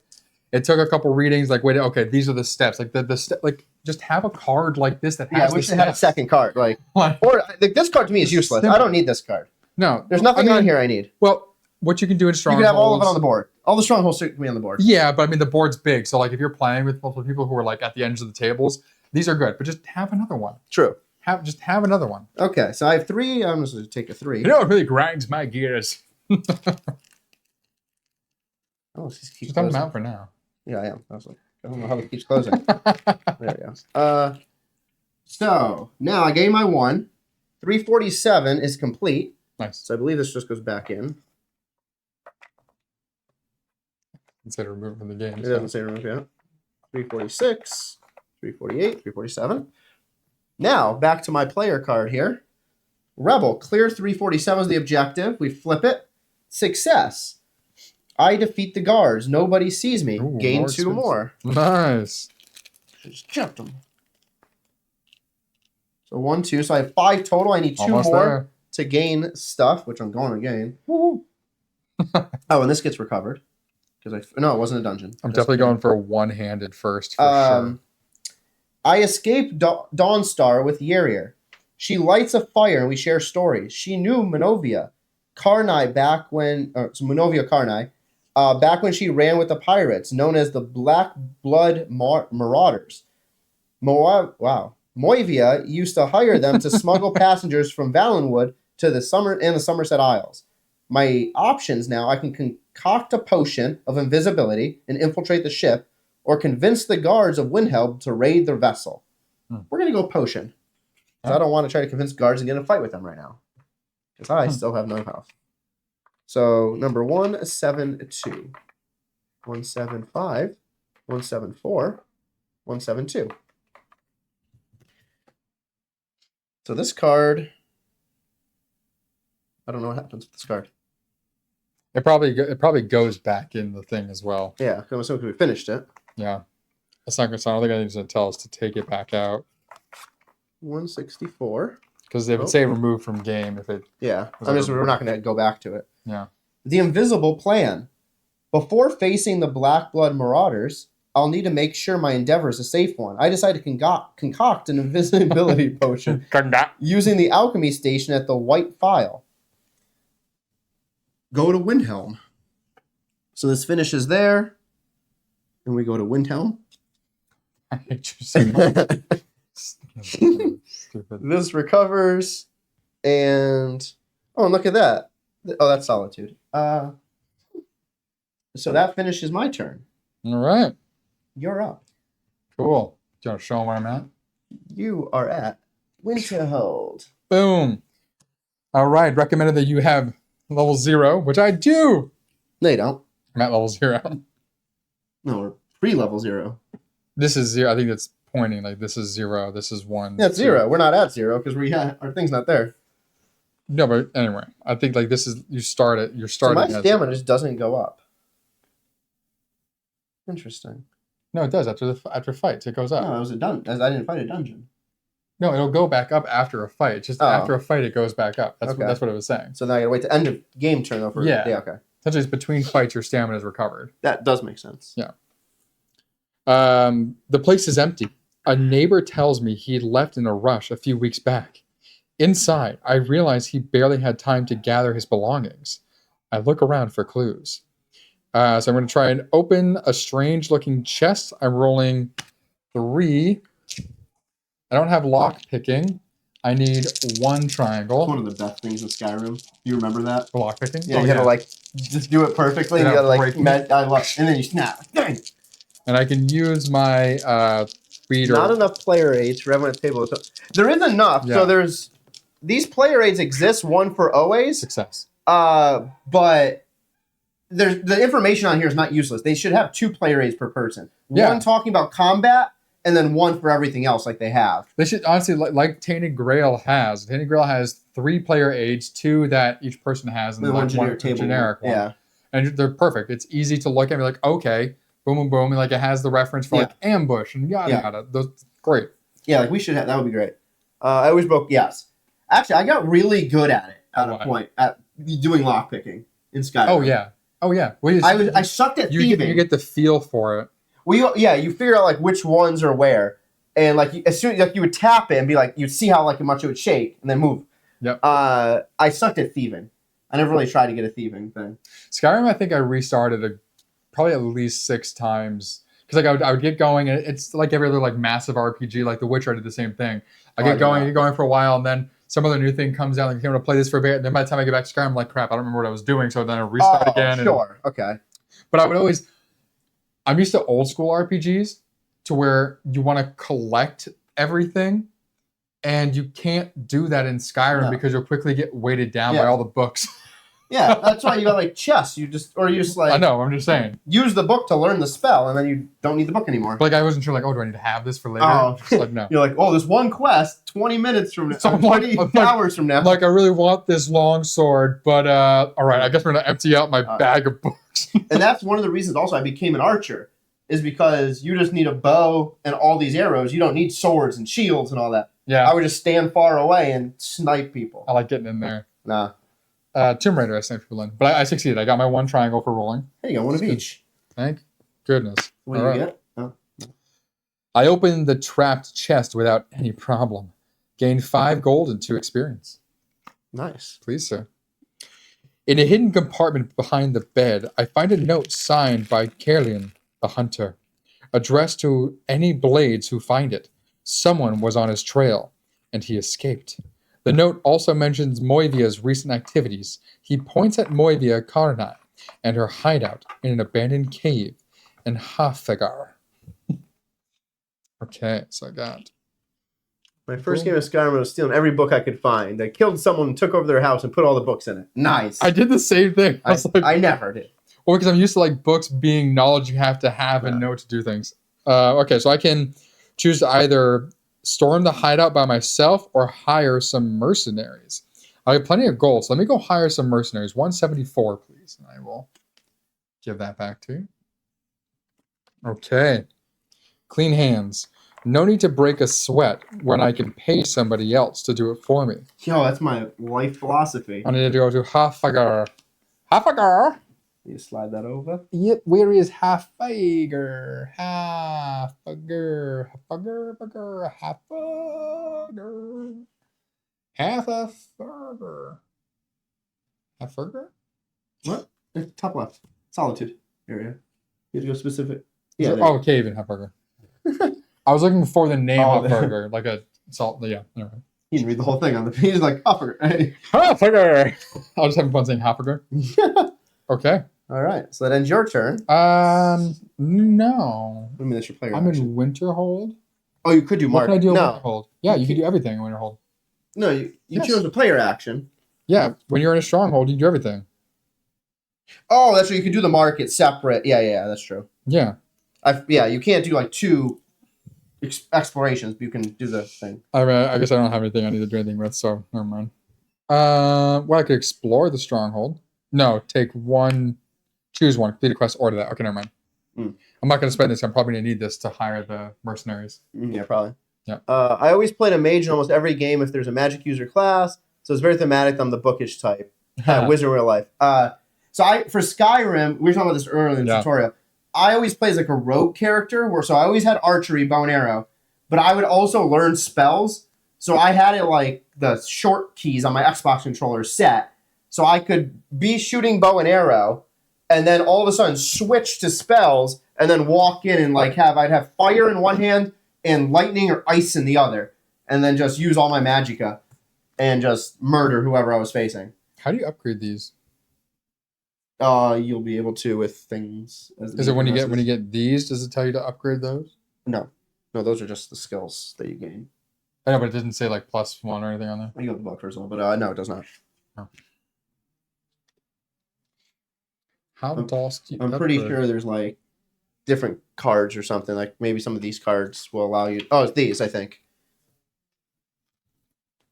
Maybe not. No, those are weapons. Just kidding. Those are specialty weapons. I don't know. It'll tell us somewhere. Leveling up. At the end of each turn, the players check how many experience tokens they have. If a number of experience tokens is equal to After choosing a skill token, you increase one of them by 1 point. Yeah, so like that. So okay, so after choosing a skill token, the player increases their by 1 point. One of them only. Token 1 space to the right. If any of the tracks is the maximum, yada yada. Keep in mind that once player has that many as they need to level up, they cannot gain any further until they level up. Okay, cool. Oh, so you can't gain. You can't bank it. Like so, once you have 7, you have to level up. What? It doesn't say that. Keep in mind that once player has as many experience as they need to level up, they cannot gain any further experience until they level up. So, like if you complete a combat and it says to gain 3 and you have 6, you only gain 1. Yeah, that makes sense. All right, so I'm going first. Obviously, I have to go this way. I'm going to go right to Solitude. To the cave. 1, 2, 3. I'm going to go to the forest here, I think. Wilderness? Yep. Okay, so 1, 2, 3, 4. I go to Solitude. 1, 2, 3, 4. You go to Wilderness. Wilderness Lodge. The Wilderness card. We're doing this wrong. Hold on a second. I heard the Funko Crossroads game is good. Yes. Yep. We have a few friends who work for Funko, and they've seen some of the pre-released information. They say it looks really cool. What is it? I know there's a couple of Funko games. Like there's Funko Harry Potter one. There's other this is Funko like ones. Funko's making a Funko. It's called Funko Crossroads. It's like just Funko itself. Cool. Not like specific to Harry Potter or specific franchise. That's cool. By the way, we need to flip 2 event cards. That's accurate. We're way behind. Yep. So event 1, another world quest. Call to arms. The companions are looking for new members to join their ranks. Can you prove yourself worthy? Put a quest token in Whiterun. What happened to our other world quest? Oh, you put it at the bottom. Yeah. Is it tripping you out? Yeah, I'm like, I put it down there. I put it down there so I could read it. So we have 2 at Whiterun now. Yeah, and then we get 2 of these. Go down. Jesus Christ.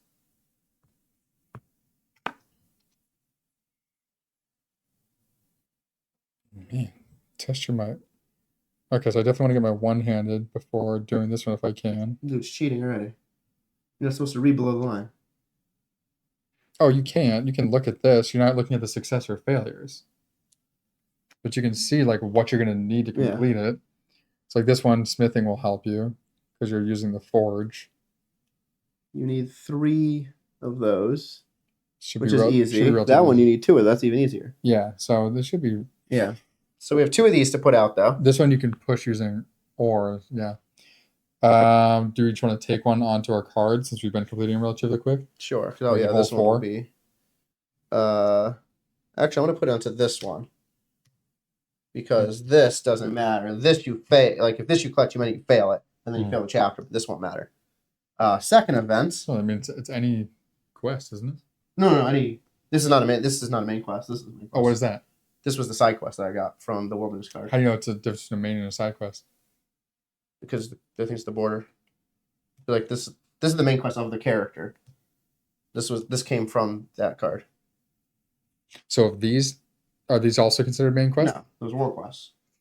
It's just if you found a main quest, so it's just your storyline quest. Oh, which is. So should we put one on? Should we put one on one of these then? No, not yet. I'm fine with that. I know, but this is a main. This is okay. Whatever. Oh no, you can put yours. I'm saying I'm fine with mine here. That's what I was saying. Oh yeah, sure. I was like, mine. I'm good. I mean, because I also am about to do mine, so that's why it doesn't matter. I'll do it right here. It's fine. I can hold 4. What should say main quest on? Horse Thief. This is an achievement or active event. I'm just kidding. So we get 2 more. We get 2 more. So I'm gonna put 1 more on mine. You can put 1 wherever. I'm gonna put 1 over here on this guy. And this is gonna be the active event. So now that is for the start of this turn. Yes. Yep. Okay. So now I can do my force. Should I put back here? Yes. I haven't had any luck with Funko games in the past, but I heard this one's good and Back to the Future. Oh. I like Walt Disney Animated. I think that's technically by Funko. Yeah. So animated, the Walt Disney one. That's your your thing. Blah. It's fun. It's not. That's the way you gotta draw stuff. No, you don't draw anything. You keep thinking that you don't draw anything. So Funko animated, it's a lot of fun. It Here we go. Yeah. Oops. So front of the cover here. Back of the cover. So you don't draw anything. So you essentially it's action based. So what you're trying to do is you're trying to create your scene and your characters before like Age of Comics then. In a way, yeah. So so you're trying to deciding what pieces to put down. It's like puzzle-like scene, and it gives you resources for doing it. And the villains are trying to stop the movies from being made because they know how they end. They know that they get defeated, and then like this whole paint section and like So it's a lot of fun. So this said season 1, so it has like some of the OGs, and it has like Aladdin and Sleeping Beauty. Yeah. Or no, sorry. I just read the word anime and I'm like, oh, it's drawing. Snow White. Yeah, I know, you did it right away. Like, I'm assuming they're going to do like a season 2 with like Lion King and stuff like that. But they haven't yet. But yeah. All right, here we go. Wooling Eye Meriheshish. Sick wizard. This cold weather literally makes me sick. I miss the marshes. I get to gain 1 resource. Cool. I'm going to take an ore. Or a rock, whatever it is. Is it an ore or is it rock? No, it's ore. Stone is ore, right? Stone, ore, sure. Boom. And then prepare a deconcoction. So I can use... So I need 2. I should probably... You don't push yet. Like you roll first before pushing. I know, but I need to have the thing before I do. I can push twice, I guess. I need 2. So I'm rolling 3. And I need 2 triangles to help him prepare the deconcoction. No triangles. Do I want to just fail this? Yeah, and then it just goes back in the pile.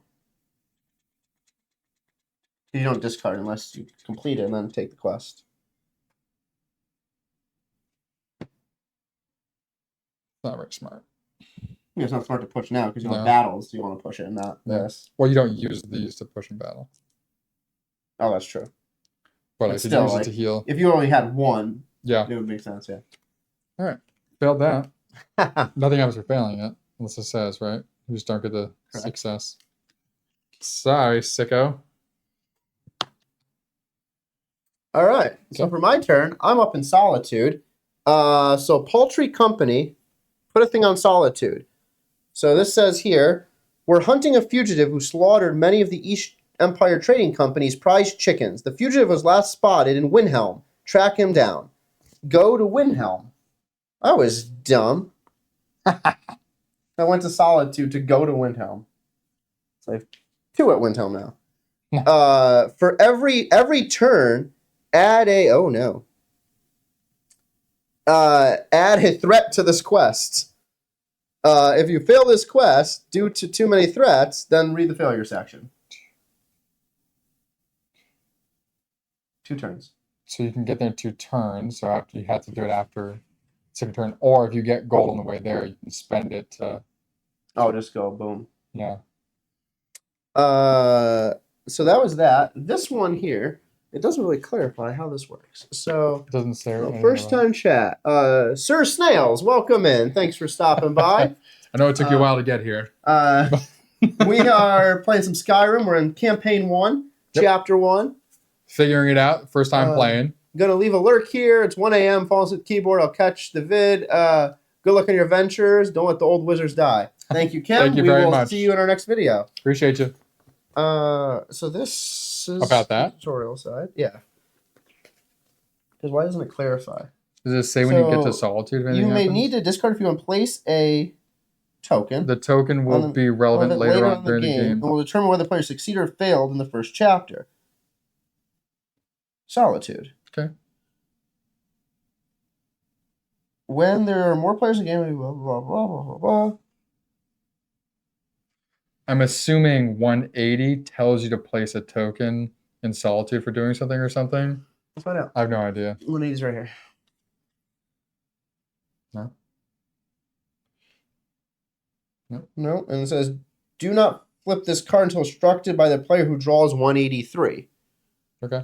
Well. So if at the end of the chapter you are prompted to draw 180, draw up to 182 or 183 if 182 is not there. 182 is there, because we haven't gotten that one yet. Okay. I guess we just kind of keep. So the one at Solitude, we don't do anything, I guess, with until. Twas a long and arduous journey. Nice. Until I guess it'll tell us when it tells us. Yeah. Cool. So that is the end of that turn.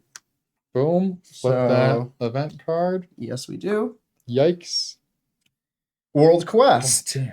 The Black Sacrament has been performed. A group of cultists must die. The Brotherhood demands it. We get 2 more tokens. We start doing some of these world quests.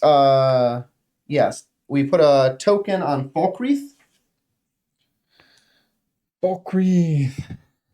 What are the locations on these now? What are those 2 locations? So those are both here, Whiterun. So I could go to Whiterun. When you can do one, I can do the other. And I could do. I get to White. No, I can't. I'll be 1 short. So I could do this one that has the 1 on it. So we take 2 more. I'm going to take both of them because I'm going to fail this anyway. Are you? Because it would take me 2 turns. It says every turn add 1 to this quest. So I would fail it before I could complete the quest. So main quests are the ones that are just white all the way around the edge with no black. So I'm going to take the 2 here. Okay. This will... Well, that can go over there. This will trigger the fail section. Oh. The mercenary is hunting the fugitive wreck Windhelm.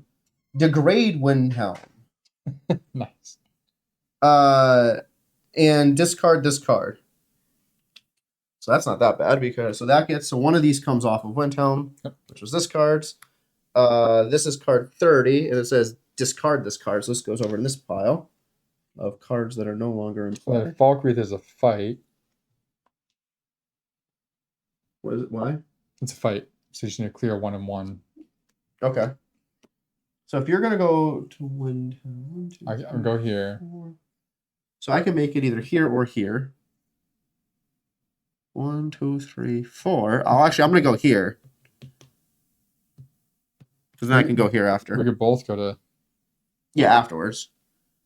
Okay, so if we both go here, if we're there, I can't make it. So we can't do these together, right? No, because you. But you can fight together. You can fight together, but you can only complete 1 quest at a time. So like if we both went here, we could fight at the same time. Yes, we could both do that quest to get rid of them on the way, right? Yes. When fighting, do we take turns? Like, does the enemy get to attack between us, or do we both play yours offensive actions? Okay, so we attack at the same time. So the enemy attacks. Yeah. Do we decide who it attacks? Players decide who will act on this combat round. Yeah, so like it would go just like Tainted Grail, like you go, I go, or I go, you go, whatever. That player rolls to determine the enemy's actions. Yeah, doesn't resolve it yet. The player declares their action. The player's defensive. The players. Oh, I'm reading it as plural, but it's individual. Yeah, it's possessive. Okay. So I'm gonna go to this wilderness. Yeah. Because then I can go to Whiterun or work my way down to Falkreath afterwards. But we also have our own quests to worry about. I know. I mean, this guy's... Because, like, failing the world quest is not that bad. Like, we just don't get the resources. But we have to complete our quest before we start stacking too many of these things on it. Yeah, but, like, if I go into this one, it's upgrade an item and then shuffle 143, the top 4 cards. Yeah, but does it benefit you to upgrade an item right now when you don't have the skills? No, but I could upgrade an item. Like, I can upgrade this ahead of time. True, but then you're going to need even more skills potentially on the upgrade. No, you wouldn't. We don't know. Depends what the upgrade says. It usually just adds 1 or 1. So, like, upgrading this now could give me a benefit just ahead of time. Does it upgrade for free or do you pay for the upgrade? No, it just says upgrade an item. Oh, okay, so for free. Yeah. All right. It's like doing that. Because I have 1, 2, 3, 4. I can't even get there right now. Oh, yeah, you can't get there from here either. It would be 1, 2, 3, 4. You'd be short. Oh, no, it would. You could make it exactly there. 1. Yes, if I go here. No, it'd be 1, 2, 3, 4. Oh, that's where I'm trying to go. Yeah, so if I go here first, then I can go there afterwards. Yeah. All right. So I'm going to go down to Wilderness. I'm going to Whiterun, and I'm first player now. What? No, you just gave me that. Did I just give it to you? Yeah. Oh, okay. You just read the event. Yes, that's right. Yeah. Nice. All right. So I'm going to get a Wilderness card. This reminds me of my brother playing board games. Oh, the bickering or just... Always. 2 bald guys. Always. Yeah, if you're bald too. Finders keepers. Leave some shit. Treasure. Hiding behind some bushes. There's an abandoned chest. Who left it there? Gain 1 B item. Of course, this card after my card is something that was. So 1 B item. I got a sick wizard, and you got an item. So that's at the bottom. So for me here, we have gained an item that says it's a iron greatsword. Nice. I need two-handed or block. Block for Pari. Parry. No. Pari. All right. So that goes here. The question becomes, and I don't know if it's in the book. Can we, if we're in the same location, can we trade stuff? Oh, I don't know. I assume. Like fighting stuff and whatnot, or whatever. Yeah. So we'll go back to the view and let Nick do his turn. So I'm at Whiterun. I'm going to do Call to Arms. Test your might. Okay. So, testing my might. Rolling 3. I don't have any skills to add any additional right now, so I need 2 circles. 1, 2. Nice. Nailed it. I am very strong. Strong boy. Nicholas, you're so strong. All right, upon success, upgrade an item, then shuffle 143 with the top 4 cards of the event deck. So you have to pull 143 and shuffle it in. Sure. I mean, I don't think you get a pick. You just literally get an upgrade item. No, I think I just choose. Is it useful? What is the +1/+1 like? Is that supposed to stick out the side like this? Let's see what this thing says, because there's a picture. Enhancements, weapon upgrade, armor upgrade. So +1/+1, it just says weapon upgrade. That didn't help at all. Let's go to enhancements. Upgrade 44. Players can improve their chance in the game. Oh, I think I can choose either putting it off to the side. Oh wait, putting it down below. No. Put it like that. +1/+1 to both. That's what I was saying. So it's either this or it's this, where it's magic, defense, or damage. Hold on. Each upgrade has 3 elements. On the bottom of the card, there's an armor icon. This is used when upgrading armor shields. Got it. Okay, that makes sense. So then this is weapon. Yeah, so that's for weapon. Got it. Okay. What was I? Can we hand off things? Ooh, so do I put it on the sword or do I want to put it on the iron shield? It gives me 1 magic defense. Switching items in combat. I don't care about that. Can't use that yet. It does not say improving your character, but it doesn't say anything about like being able to hand off items. I think I'll put it on the sword for now. Yeah, it looks like. Actually, I'll make a game turn sequence just in case. I'm pretty sure we read when we were looking through it that you can freely trade as long as you're in the same location. No, that's Continue to Grow. I don't know those. That's like every game. It is like usually, but this does not specifically say that at all. Where is it? Like nowhere. It's literally nowhere. Okay. Well, I'm done. So you shuffle 143 in the event deck and remove this card from the game. And this guy we can get rid of. All right. I'm not bald myself, just playing these kind of campaign boards. Okay. It's fun. That is accurate. So we have Madara, if you know that game. Yeah. We have a campaign group of 3 other guy friends and the 2 of us. And it is definitely difficult some weekends to try to get the guys together. Oh, yeah. So Nick and I here started Bald and Board Games to bring everybody some of these fun games that maybe you don't have enough players to play or you don't want to pay for the game, you just want to watch it. Yep. And we're going to play them anyway, so we're like, might as well let's make some videos out of it. This is discard this card. Okay. All right. So now you get that. Yep. We read a new event card. Conspiracy. Campaign 1, Chapter 1. There are forces working against you. Place a threat token on each quest, then discard this card. Yikes.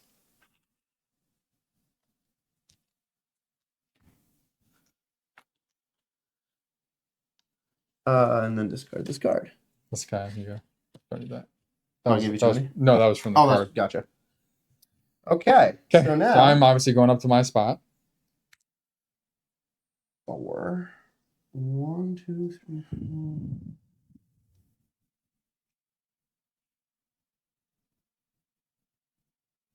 I'm gonna go to this cave because I need to get to Windhelm. How are you getting there? Wait. 1, 2. Oh, I didn't count this one. 3. I'm gonna go here then. Yeah. Wait, one of these is going. Oh, I yeah. just finished it. Yeah. So 1, 2, 3, 4. I'll go here, and then 1, 2, 3, and I'll get to Windhelm next turn. Got it. 1, 2, 3, 4. All right. Here we go. So this is Clean Hands. I'll try to round up a number of motivated cutthroats and point them in the right directions. That way, I'll just stroll in afterwards to take the spoils. Hire mercenaries. Oh, and I can use gold to push. Cool. So rolling 3. I need 3. There's 1. So spending a gold. And just reroll. Yeah. Nice. 2. Spending another gold. That's kind of fun that you have to spend gold to do this. It's like you're actually trying to pay for them. There we go. 1, 2, 3. Boom. So those are gone. Those are gone. My negotiation skills save the day. Gain 2 experience and 1 A-level Flip one. loot. What? Just flip one. Oh, nice.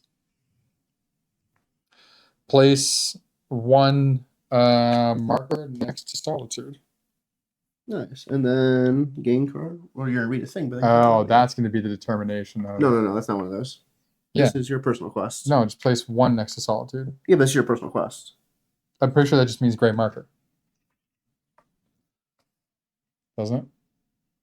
That's a go to quest mode. Quest markers. Go to. This is your personal one. Yeah, go to is my personal one. This is just a regular Oh, it is. quest marker. Interesting. I'm pretty sure the number of the ones you have up there is probably going to determine how we did at the end of chapter 1. Wow. That's why I was saying for only 2 players, you start with 1 up there. I think. Sure. And then the mercenaries have... Did you say 180? Yep. Which means it's 182 because we took out 180. Yep. Oh, that means you finish your thing and I'm taking 183. Mercenaries make a quick job of the bandits. They also take most of the treasure. However, I find disquieting evidence regarding Movia Cavana. No. Okay. High Elves. Evidence card. A group of High Elves have been seen meeting Moiva on several occasions. They have exchanged documents and septums. Septums are the gold, in case you didn't know. Yes, they are. All right, so objective. Don't flip this card until instructed by the player who draws 183, which is going to be you. Yeah. Have to wait for you. Yep. Man, okay, so now I can just run around. Oh, what is this? Ooh, a glass dagger. Sneak 1, damage times 2 if you sneak. One-handed. Cool. Nice. Very light damage. That's kind of dope. Have a cost of 11. Nice. All right. You good? Cool. So one-handed is definitely what I need to go. You need 2 more experience for it. I'm making rid of my shield. Just have 2. No. Can you sell? You can't sell these. No. Yes, you can. Yes, you can. There's sell 2 items. Gold. Yeah. 2 gold. That's what you get. Bottom left corner. What? Bottom left corner. That's how much it would cost. So you get the same amount back? No, you don't. You're not paying. No, but like if I'm in a place, I can sell gold. I can sell the item for gold. Yeah, I think it's for that amount. Because yeah, buy items is you have to craft it. No, you also, right? No. Buy items and craft items are okay. different. Huh. So sell items. Anyway, do your thing. I need the they need the cards for this. Oh. Yeah, What do you want? I don't know. This Cool. golden thing. So you need this guy, which is second. I am going into battle. You need this guy, which is first. All right. So I have a dwarven spider woman. Oh, this is not bad at all. Spider worker, not woman. What? I just saw WO. A dwarven spider woman. That would have been a way better name. Wait, women don't work. So they have ambush, which means automatically they attack me for this symbol, which is I take 3 magic damage and 1 magicka damage. Wow, that's a brutal hit right off the bat. 1, 2, 3. Yikes. Which means if I take another hit, I'm just dead. I don't have any protection against Magicka. Oh no. So I am going to punch. Which is... Wait, what's the difference? Magicka is this line. Oh. I took. Interesting. So I'm going to spend 1 stamina. I'm going to attempt to punch. Hopefully this is successful. It is not. Awesome. So we roll this die now. And we dead. Roll for dodge. Spend a stamina for that. Definitely. And we failed. Oh no. So we go to final blow. So we enter the next turn. And I am going to run away. So I take a threat token marker. Boom. Drop that down. And I'll also put it on my card since I'm going to Windhelm here in a moment anyway. And these just go back. Actually, that's a good question. So this one I never encounter. Oh, would I still encounter this one? Yeah, so this could I have to encounter both, right? I think you're running away from combat. I think it's like that you would encounter them both at the same time. From like leaving the cavern or the dungeon. I think so. Yeah. So we're saying we discard these? That's also interesting. That's what I said after I fought. I was like, yeah, okay. I'm like, okay. It's just quickly going to get more difficult Yeah. if you don't beat them. That's why I was like, maybe you only discard them if you beat them. I don't know. I don't know. It doesn't say for run away, like, specifically. Where's the...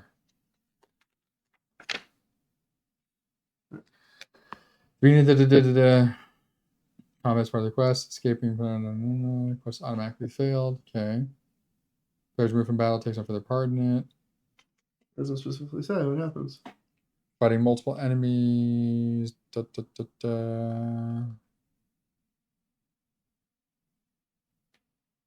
This we're not fighting multiple enemies. We're fighting one, then the second one. Yeah. Player may be inclined to start fight with a bow and then switch it. Yeah, you can switch equipped items. Sure. You pay 1 stamina to switch items. That's cool. This rule book makes sense until you start to play. You guys West Coast. Hey, Velvet Knight. Yes, we are. Hey, yeah. We're in LA. We're in LA. We are melting. I'm comfortable. I'm getting better, but man. I don't know. Why doesn't it say? Because there was a thing that says discard, like make a discard pile. Like if you go to the beginning of like the section, the beginning of like starting of the game, not Starting draw cards, reference. No, other way. Oh no, right there. Nope. No, the other. Yeah, go this way. Keep going. No, the other way. Going backwards. Yes. Towards the start of the book. Keep going.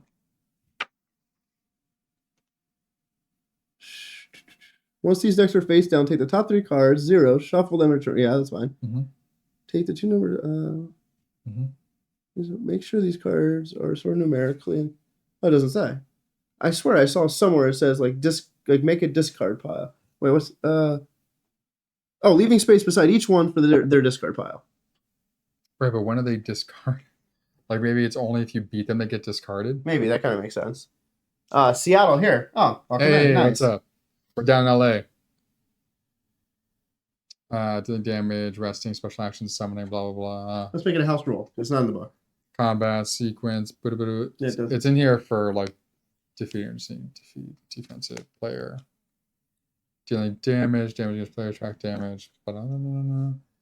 Damage against enemies. When all enemies or 0 enemies defeated. Yeah, I didn't see anywhere it said like. I think I just assumed. Yeah. Rewards. Ending combat. Combat ends. Players recover all of their, but not their health. Yeah. Can spend pushing between combats. If combat is the last one of the series, escape. You ever play a quarterstaff games? Ooh. No, we have not. I have heard of quarterstaff, but I have not. No. We have. I've played. There's a place here in LA called Guild Hall, which is an actual bar. that just has a bunch of games available, so you can go like have some drinks and cocktails and play some games with friends. There's a place here, it's just huge, called Geeky Teas.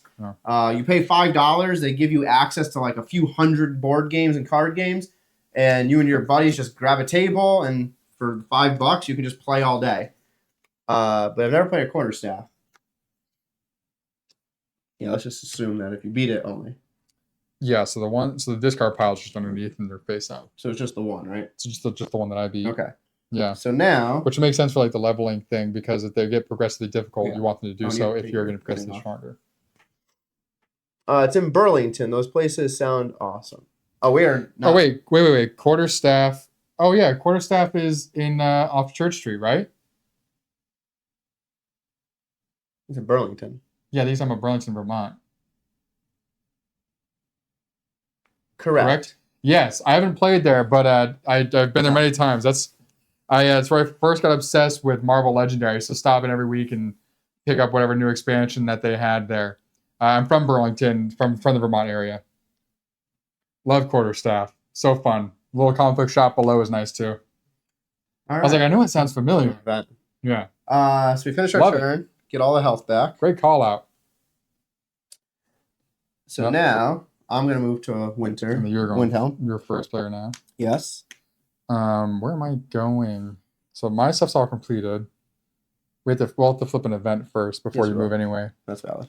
So let me. Hell yeah! I used to hang there all the time and play War Machine. Oh, nice. Yeah, they have a really good. So at the bottom they have a comic book shop, and then they have stairs that go up to the gaming shop. On the right side is a game shop, and it's like a ton of like Warhammer 4000 4K stuff, and like all the board games in the back. On the left side of the stairs, you have a bunch of big tables. They have like miniatures and that's how tournaments and stuff. Is. It's fun. So they have like a whole part of their location is dedicated to Warhammer. Yeah, that's dope.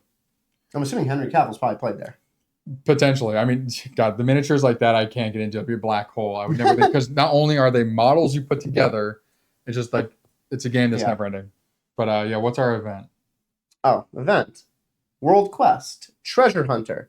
Okay. Riches beyond belief are hidden in ancient chambers. Can you get them without waking the undead menace? Oh no. 2 more of these. So where do we want to put these? And then we're going to put a quest token. I can put 1 on this because it can take 4.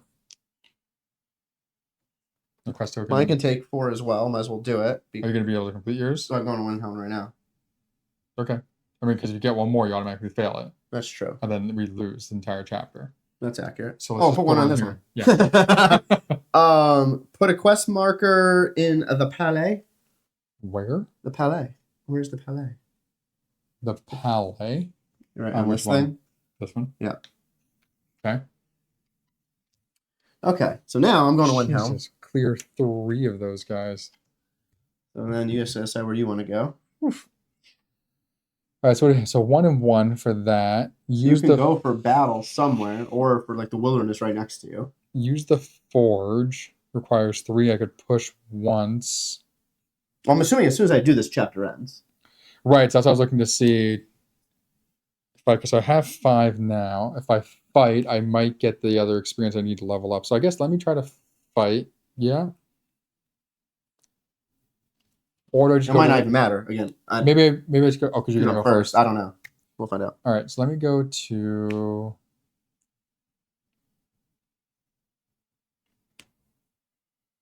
I'm just gonna go over here to this forest, and we'll see whatever ends up being drawn there. So go first. All right. So I am currently in Windhelm. This activates my invisible plan. The invisibility potion recipe is not an easy one, but I trust my alchemical skills. Alchemical. What was alchemical? Oh, yeah. I was close for the first time. No, I was gonna say alchemy, and then alchemical skills. Brew invisibility potion. So I need to roll 3 dice. That's all I get. I don't have alchemy. I need 1 of these black things. Oh, there's only 1 of those on each of those. That's not how you do it. You can't push. Thanks. How does this work now? Failed. Does it go to a fail consequence on the back? Yep. Yeah, it does. Oh, this makes sense. The effect lasts less than I expected. I rush out, dropping some of my equipment. Lose one item. Oh no, you got concussed. So I'm going to drop the great sword. Might as well. I'm not going to take it from you. I'm good. Well, I don't want it anyway. I find Movia Karnai's bunk bed. Under the mattress, there's a sealed envelope. The letter inside gives me some revealing information. I am now going to get number 180, which is really going to be 183, because 180 doesn't exist in this deck. Nice. It's a weird mechanic that they put in place. Like, it seems like it works just fine, but it's like it was a weird... Well, because there's 4 players. So it's like, regardless of the order in which the players complete it, it makes sense. It makes sense. That's what I said. It makes sense, just weird. Evidence card. Moivia Karnai is definitely working for the Thalmor. The organization has no right to operate in Skyrim. The High King needs to know about this urgently. Objective. Gather all players in solitude. And then flip the evidence cards you have. You have an evidence card, I have an evidence card. So hold both of these. So we both need to get the solitude, and then we'll flip those once we get there. Yes. Oh, man. So if you would have succeeded, we would have had an extra thing up there. Which could have helped. We don't know. Yeah. So, I'm assuming it helps, but... All right. My turn? Yep. Mickey, old veteran. We're living in interesting times. We need to help you. I sound like Biden. I don't understand. I can't teach you a thing or two about hunting. I can teach you a thing or two about hunting. Gain a resource. So I'm going to take an ore. And then I need to learn a thing or two about hunting. I don't have archery, so... That should be an easy roll. Not going to help me there. But I just need 2. Starting off with 3. I can push it. There's... Should have been an easy roll. 1. It's okay. What I needed to roll. I'm going to push it with 1 ore. There we go. There's 2. So here's the ore. So gain 2 experience. Flip a 1. That's what I wanted. And you can't do that at the end of the turn, though. Which is now. Well, and then this goes away. Oh, it is again. So I'm going to get rid of this. And 118. Yeah. Why not? The Prophecy Part 1. Shemiki's smile makes me very nervous. She takes a long sip of water before speaking. Oh, it was an old lady, not an old man. Okay. Bandits are roaming the roads in Winterhold. We must do something. Let's go. Cool. Ooh, clear 3 bandit cards. Yikes. So, Winterhold. Top of the board. Right side. There. Okay. All right. And now it's at the end of my turn. That's the end of the game turn. We can level up and stuff, right? You can, yeah. Nice. So I'm definitely getting one-handed, please. Of course. The first one I picked out wasn't one-handed. So I have 7 experience, and that's the first tier to unlock the first skill. And the way the experience works in this game is you can't get any more until you use the ones you have if you can upgrade. So like when I get to 9 for the next one, I can't get any more. So here, if I was to have 6 and then gain 3 more, I would only gain the 1 for 7 because I have to upgrade. So I have one-handed now. Is this game a co-op? Yes. So pretty much most board games that are campaigns are co-op. There's some that might not be. It might be like half co-op, half PvP. But yeah, this one's full co-op. If you're hanging around, please give us a follow. We will be playing another co-op game, which is 7th Citadel, starting next weekend. So every Thursday for the near future will be this game until we get through some of the campaigns. Probably both campaigns at this rate. Campaign 1 and 2. And then we will do 7th Citadel on weekends, mostly Saturdays, about 1 to 2 p.m. Pacific time. Yeah, we did the same thing with RuneScape Kingdoms. Kind of just played through, got through the base stuff. We have the expansions, which we'll double back and work through at some point with our same characters that we'll keep going to keep those sheets. Yeah. So I'll keep my fist in my backpack. All right. Put that away. So you get this now, first player marker. Nice. So I have one-handed now, which is great. I think I'm actually going to drop my... Ooh, wow. There's no reason to drop something. No, I mean, like, put it... I guess, can you equip, like, when you go into battle? Change your equipment, like, at the start of battle? Before you do. Yeah, before you start battle, you can initiate. And then during, you... Then you pay down. Okay, that's fine. So leave it then. Which I was thinking, because definitely this is coming in handy for those ones where they have. Oh, I forgot to do this. Hold on a moment. What's it to do? The active here, because I'm in Windhelm. Oh, what's to say? Gain a horse. So active. For those of us here, we have an active event here. Because I went to Windhelm, it triggers. Oh. I gain a horse, so I get a little horse token here. I don't think we actually do. We actually have horses? No. No. Okay. No. So I get a horse token. That means I get +1 movement. And I upgraded my my health. I get number 51 and discard this card. What just happened here? That's tweaking me out. What is going on? Why are these all upside down? What is that? Oh, because I'm reading them in the wrong direction. That's why. Okay, so 37, 50, 51. And then discard this card. So 51 says horse in boots. Place a marker in a wilderness space in Whiterun. So Whiterun, wilderness space, will be right there. Mm-hmm. How do you know, like, which one is yours? Which? Oh no, because that one's okay. Yeah, and which one's gray? All right, yeah. Cool. And then when I got my skill, I upgraded this as well. Yes, it did. Okay. So the little plus that's on here, is that this, or does it mean I roll an extra die when using one-handed? No, I think that means plus, like you plus on one of these. Because there's no reason, because you need one-handed.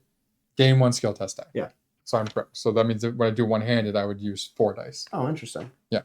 Because on the backside it has 2. So I was like, what is that? Yeah.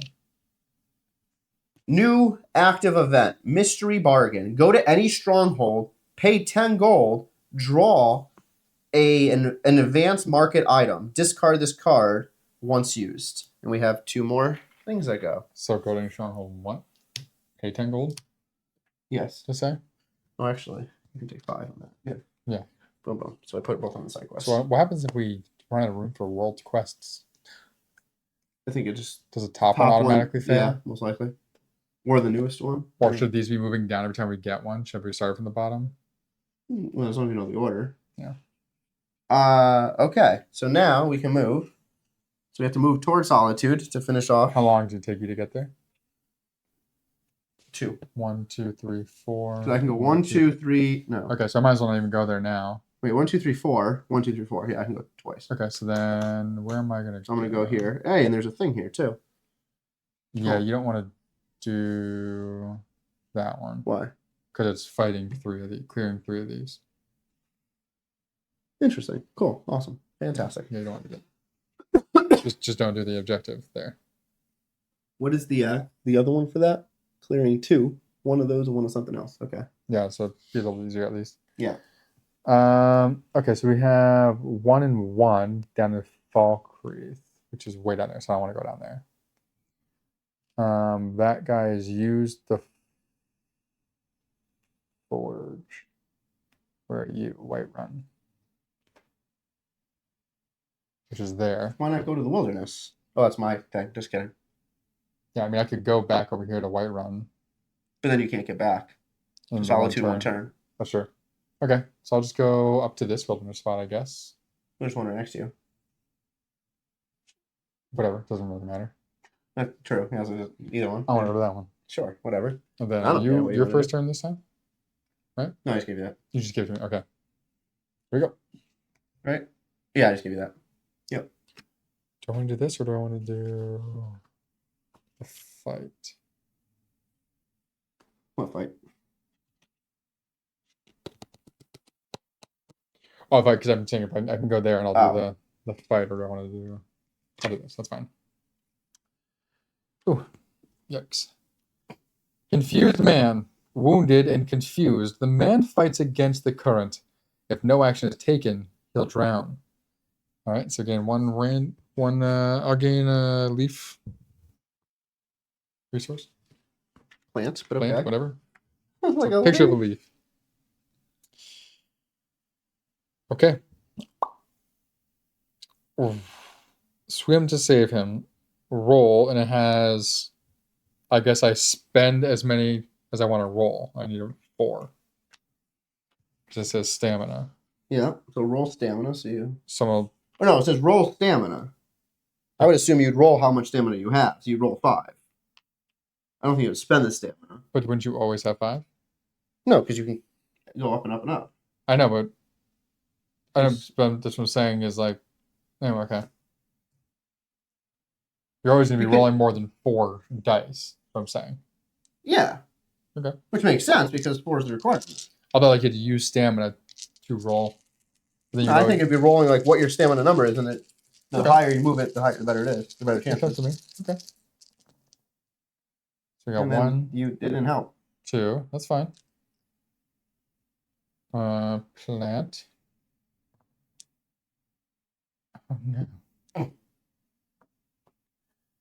not going to spend another plant. So failed. So Yep. let's get that back. Okay. All right. That's fine. It was a... So for me... Got a plant, lost a plant. We're fine. You know what? Screw it. I'm going to go for this. It's 2 versus 3.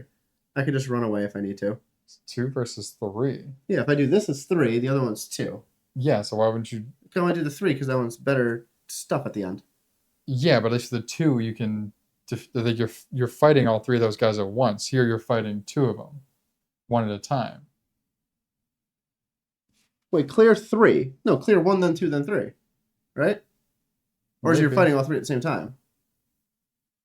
I assume it's because like this is clear 1 and 1. So let's see. What does the multiple enemies thing say?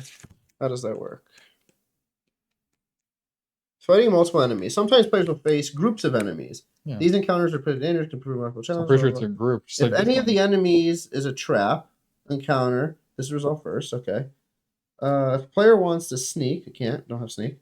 When rolling for enemy action, if the icon on the die doesn't match any of the icons on the first enemy, then you check the icons on the second, or so until all enemies have been checked. As a result, every enemy, even the last enemy rightmost, has a chance to attack if the rest of the enemies miss.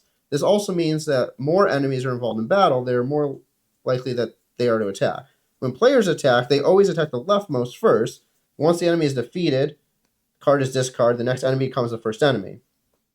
Damage is only applied to one enemy at a time. If the attack would deal more, then it doesn't matter. If enemy summons a creature to assist them in battle, the creature is placed left of the leftmost enemy and becomes first. So in rolling the enemy action, if the die does not match the leftmost, then you check. No, so it's not they all check. Yeah, if it doesn't match the first one. Yeah, no. If it doesn't match the first, but if it does match the first, then the first one attacks only, and not the others. I know, so yeah, I know, but I'm still saying you're fighting all 3 of them. Yeah, we're going for it at the same time, which means there's a greater chance that they're going to hit you. That's accurate, but why would you not? Why not do something else and just? I'm not going to die. Like I would just take the threat token at that point. Yeah, but why? Why? Because don't be dumb. This is how we always fail these games. No, because it's not the same thing as Tainted Grail. Don't do Tainted Grail just put me to death. Don't do it. Yes, I'm doing it. What? Give me the top 3. You fail, add 2 vampire tokens to any forest space. Like, no. Oh, and actually, I forgot to. Where's the side deck? Which one? Discard one of those. Why? Because when I failed my thing, I discarded one of those. Okay. Wait, like, 2 vampire. What the? If you fail that, then you add 2 vampire tokens to any forest space. Like, there's more consequences than you just not doing it. So I'm saying just fight. What's a vampire token do? Like vampires, these guys. I know what a vampire is. Oh, vampire. Just bring 2 vampires on. Yeah. So don't do that. Do the actual fight where there's no consequences. There's fail consequences on it. No, there's not. For these? Oh, no, we don't know. Okay, fine. It's like, no. We always fail these games because one of us gets too headstrong. That's not the same as Tainted Grail. That's fine. Okay, no, but even Sea of Legends is the same thing.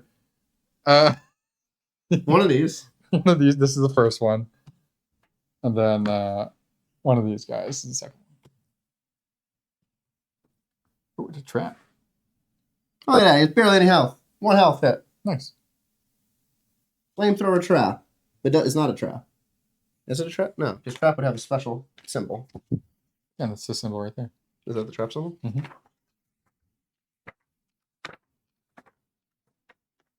Hey, look, you got locked. Traps. When a player faces a trap, they will fight in the same way they would resolve in combat. The main difference is instead of sneaking, the first player in the combat may choose to try to disarm the trap by rolling a lock-picking skill test. Can't do it. Yeah.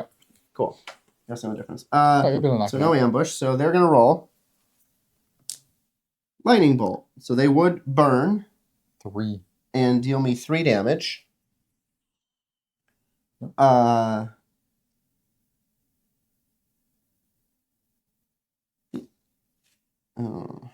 dodge. Yeah, I'll try to dodge. No, that doesn't make sense because every single roll other than blink is going to do the same thing. I'm taking the 3 hits. 1, 2, 3. Now I'm going to roll for punch. Well, wait. Boom.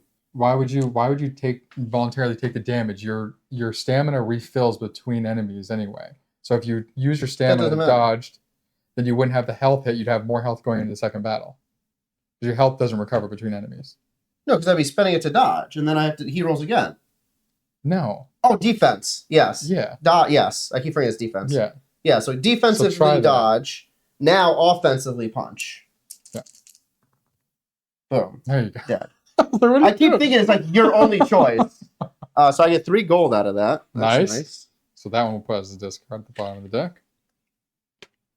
1, 2, 3. Now we flip the second card. Banded Berserker. Ooh, and this one's better for me. Nice. So he ambushes. So he just attacks me with the skull. So he attacks me with 1. I block it with my ragged robes.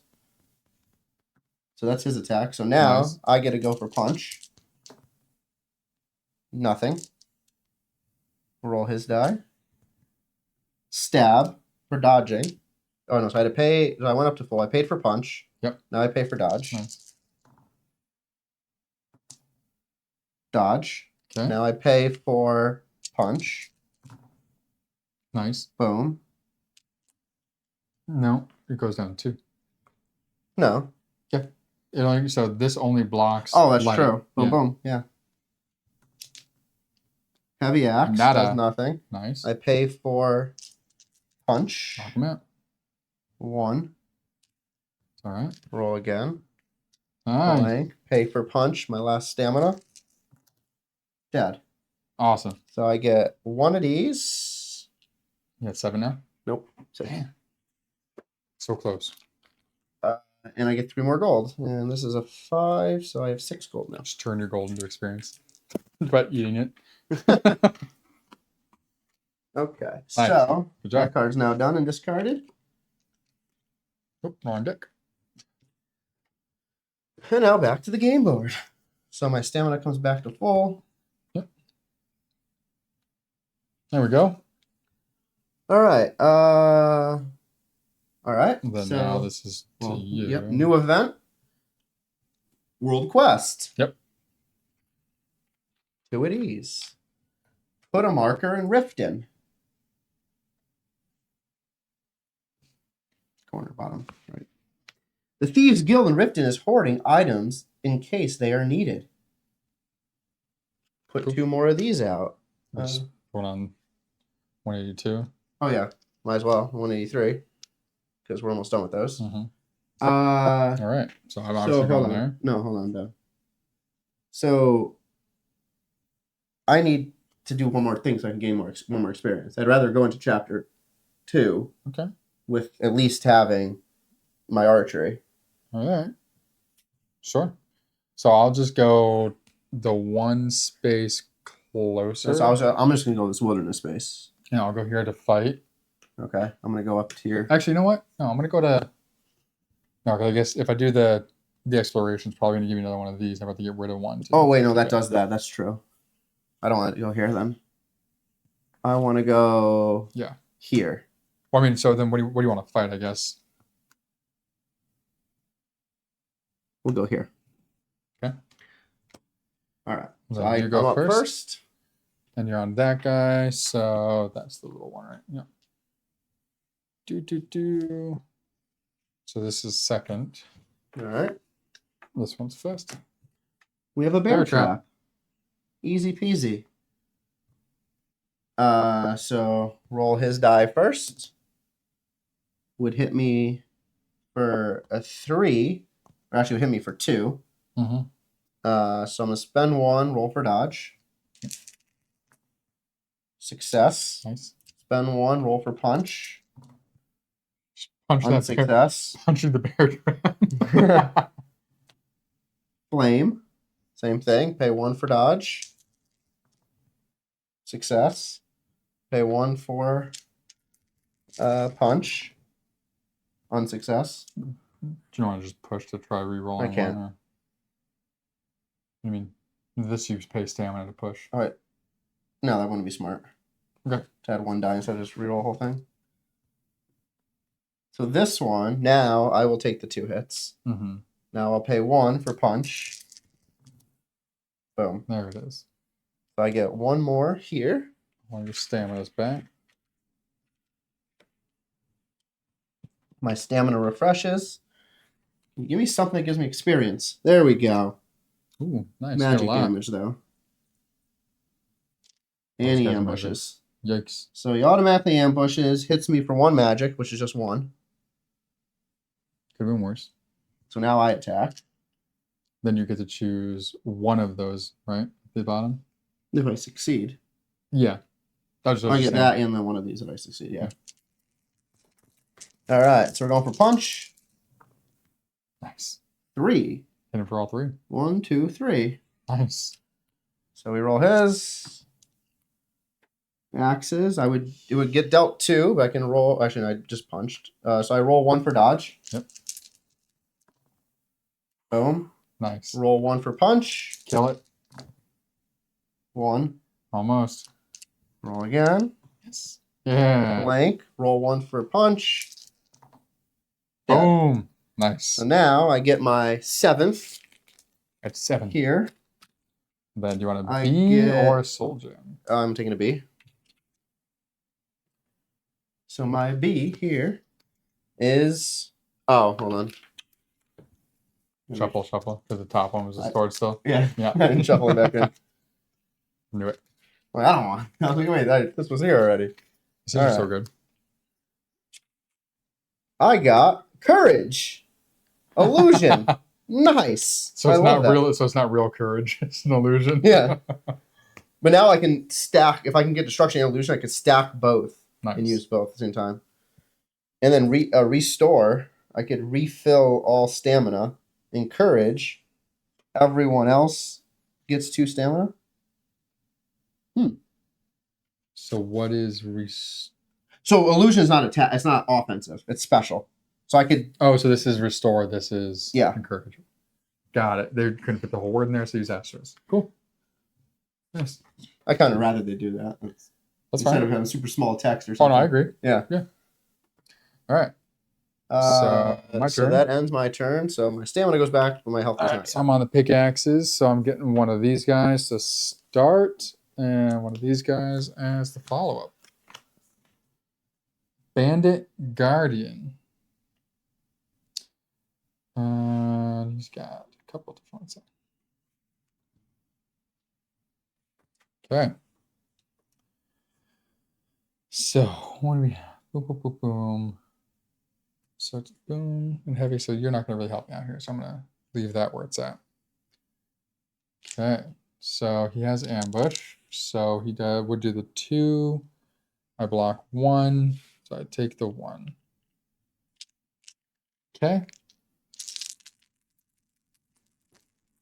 And what am I using? I'm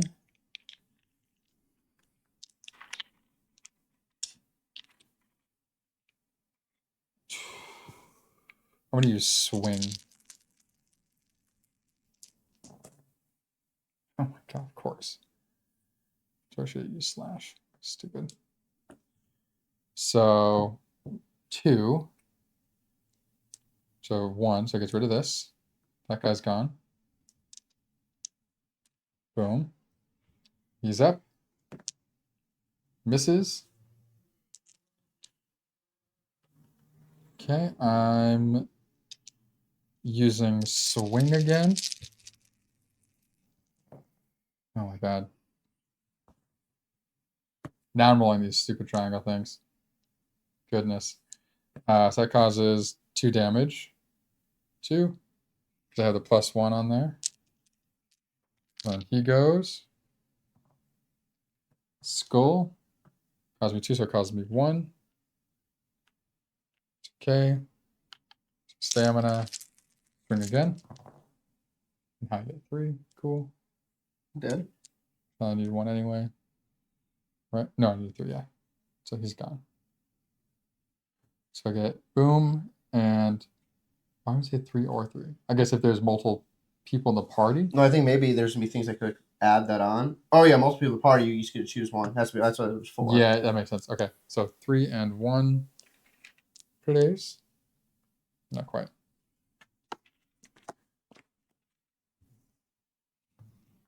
Okay, stamina's back. And we got the Krabby. Krabby Patty.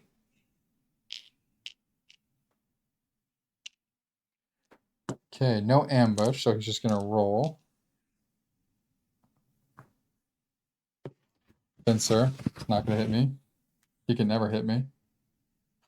Because I have the block. Nice. So spend stamina. And I'm doing wing, obviously, to get past the heavy armor. 1, 2, dead. 1, 2. Nice. Gone. Awesome. Cool beans. All right. So to end turn, though, I'll put to my board real quick. I have 7. I am relinquishing all 7. Hello, I have to. I am going to get.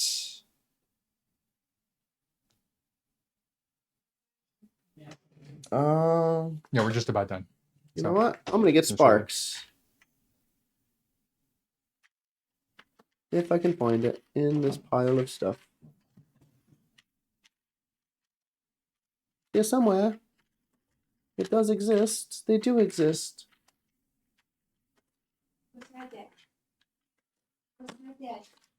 Where is Warren?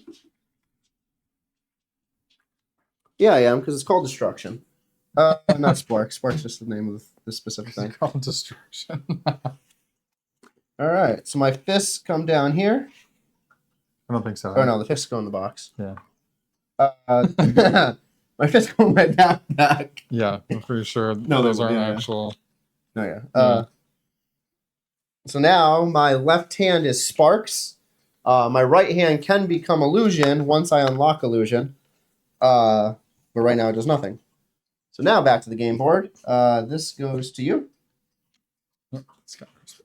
Yeah. Now, Make our moves. Solitude. Solitude. All right. So Solitude here, the Thalmor. Gather all players in Solitude, then flip all the evidence cards you have. Okay. So we get rid of this and these. Oh, nice. Good thing you use your experience. Gain. It probably says the same thing. Gain 3 experience. Oh, yours says gain 3 experience. So mine does not say that.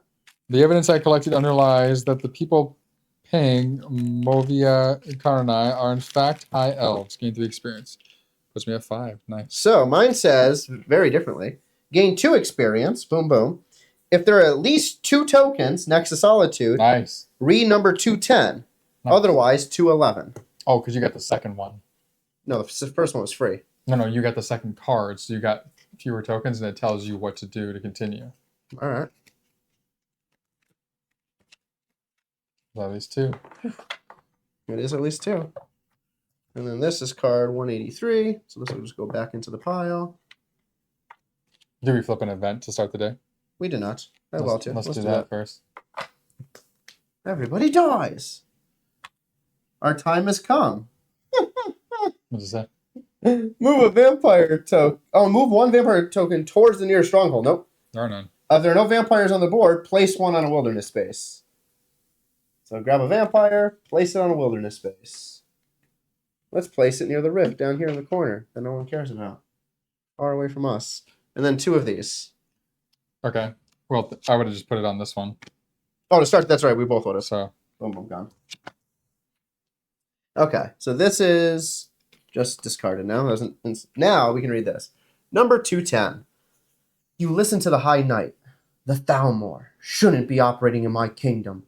But you don't know, do you? The war is over. The Dominion and the Empire sign an armistice. The Blades have been disbanded. I have granted you an audience out of respect, but you must leave my palace immediately. Take this, and may Talos watch over you. The High King gives you a sack of septums. Find a place to hide. A storm is coming your way. Flip this card. Each player Gain 5.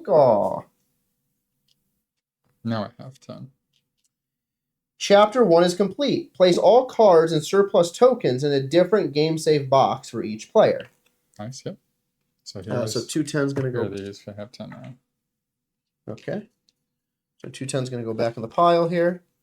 So the way this works now, for anyone who doesn't know the save box system, so on the board here, where my right hand is our event cards. These all very specifically say Chapter 1 for Campaign 1. These will just come out of the game.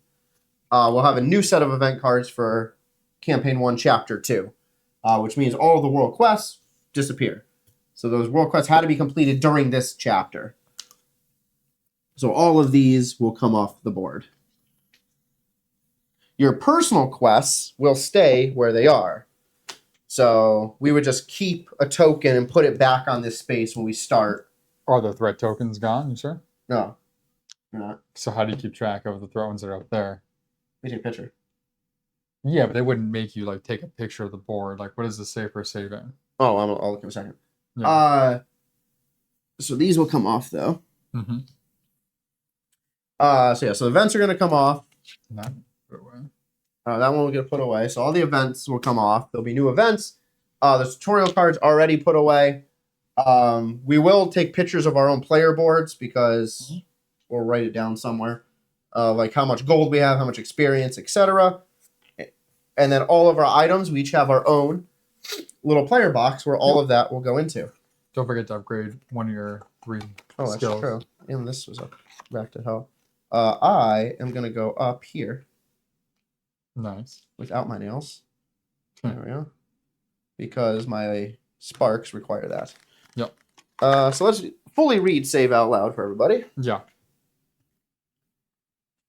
Saving the game. At the end of each chapter, players are given a chance to save. To do this, take the save game boxes. 4 of these match the colors of the player. 1 is for the board. Each player places character, item, status, follower, main quest, personal quest, skills, all of your tokens into the save box. Also, add 1 threat token for each legendary skill. We don't have any legendary skills. Then place all the roaming monster tokens and event cards, active world quests, and any other card that affects the board into the gray save box. Oh, so the world quest cards do stay active. Interesting. That's what I was saying. We gotta read the save. Any card that has been removed from the game will remain in the area in the game box and won't return to the game. The rest of the cards are added to the gray save game box. When starting again, each player takes the components, reorganizes their board. For each threat token, a player flips 1 skill of their choice to legendary. And for each threat token... Oh, that doesn't concern us right now. Players open the gray save box, place all the roaming monsters back on the board, take all the event cards, shuffle them, and make a new event deck. Adding any events indicate... Okay, so the event deck will just keep growing for Chapter 1, or Chapter 2 will conclude Chapter 1 as well. Interesting. If you saved in the middle of a chapter, then do other stuff. Okay. So one at a... do you want to go through that one at a time? What? So do you want to run through that one at a time? Like each of the steps, you kind of just rattle off everything. Oh, it was like 2 steps. So step 1 is world quests, roaming monsters, and this will go into here. Okay, so this guy. we want to do the vampire token. Yeah. Well, let's take a picture of the board so we know where that vampire is. You have the... No, it just said A. It just said A wilderness space on the board. It didn't say a specific wilderness space. Hmm. They didn't think that through, did they? They did not. Where'd it go? Yeah, it was in the rift. Because also, I'm assuming those will all stay. Markarth, probably not. So this won't matter. Maybe we don't know what chapter 2 is. Because they'll probably tell us in chapter 2.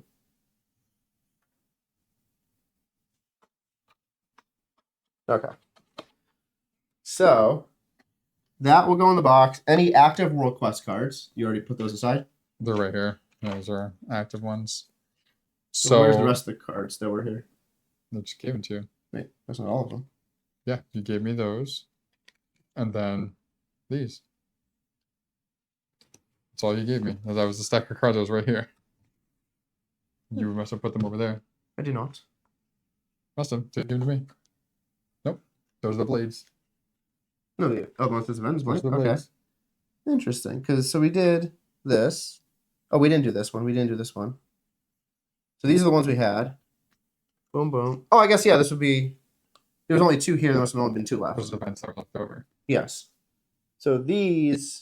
So the ones that haven't been used will stay. Go here. I thought you just said we did 2 of those. Yeah. Right. They weren't discarded, though. So they were just... They were discarded here, not out of the game. Oh, okay. So they still stay, and we get reshuffled, just like random events. Okay. Got it. So we have Okay. this deck. Then this will go in there. This guy. returns back to this. So we won't put all these tokens in there. Then we'll put these in the box. So then, get what? 1 threat on each of those, or 1, 2, 3. On the top, I think we had 1 threat on each of the top 3. Oh yeah, we have 1 threat on each. Because if they took 2, they'd be all gone. Mm-hmm. So yeah, so then these we won't. So then I'm gonna take a picture of my board here. Your phone's gone. We'll do that. There we go. Okay. So yeah, make sure you take a picture of your board. That all more specific because the resources, because they have double sides. Yeah. So take all our cards. We'll put them into this box. Or if you only playing with 2 of you, you can probably just grab the number of resources. Like if you have 5 experience, you probably just grab 5 experience tokens and. Oh, you just call it ones. Yep. Yep. All right, and then. Oh, she's in there. Good. You don't even have to take it out. I mean, Probably keep it not. in there. My luck is somehow they're going to pop out in the box. Making your life more difficult, Steve. Little mini in there. And then this token will come off. And I have my horsey. Forgot to use that. I didn't need it at the end. And then 209. The main quest and oh no, we didn't fail a chapter. Good. No. Okay, so 209 goes back in. Yeah. So now we have a handful of discarded cards. So these cards here are truly discarded. So what we're gonna do here is we'll just put them. We have a separate box right here. Oh, what would you know?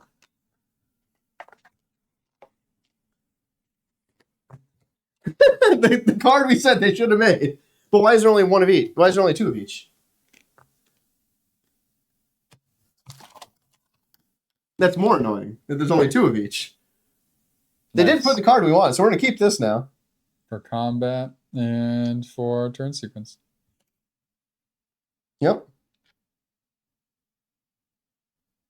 Nice. Cool. Awesome. Fantastic. So let's put these cards in here. Mm-hmm. Let me put these cards back in here now. And these cards can go in there as well. That's hilarious.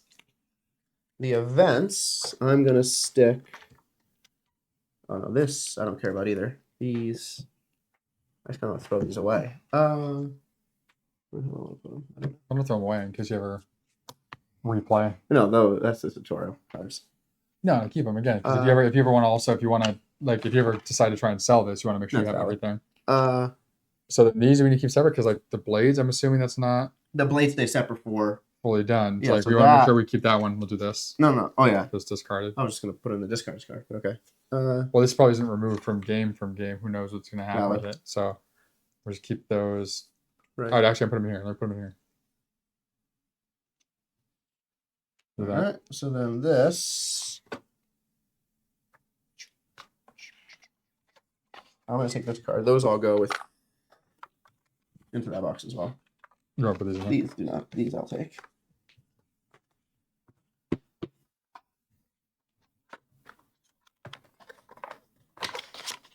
Okay. That makes sense. Cool.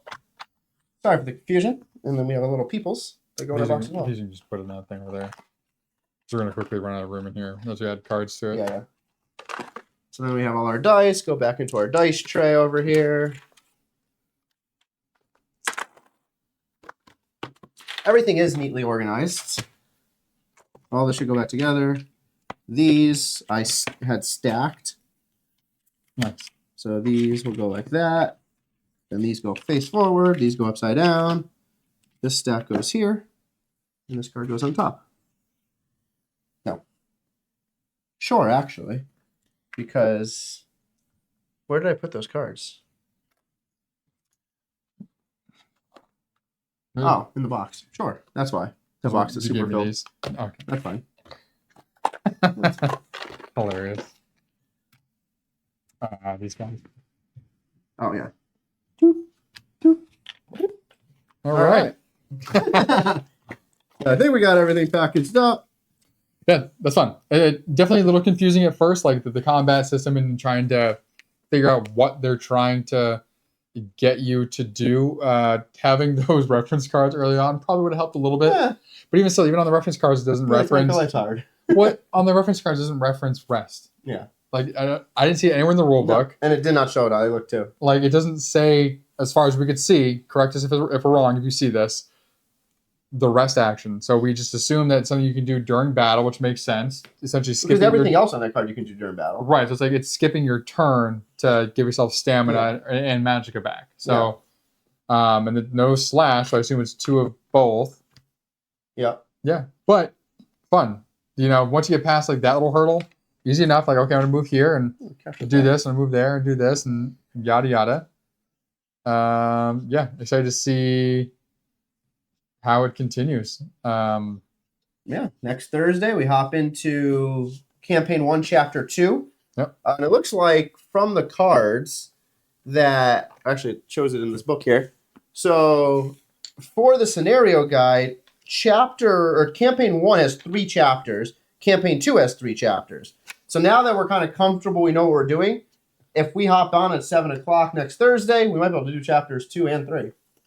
Because this took us about 3 hours, but it was complex 3 hours. Yeah, learning through it. Yeah, now that we don't really, now we'll be like, okay, go and fight. And yeah, it's not going to really see what happens. Hopefully not as much going to the rule book for checking. Yeah.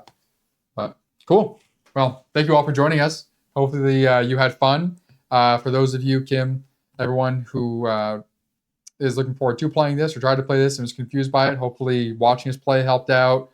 Again, the tutorial that we have, we'll have up on YouTube. And if you're watching this on YouTube, that we have up now on YouTube, go and check out. We worked through the actual tutorial. We worked through some of our confusions there as well.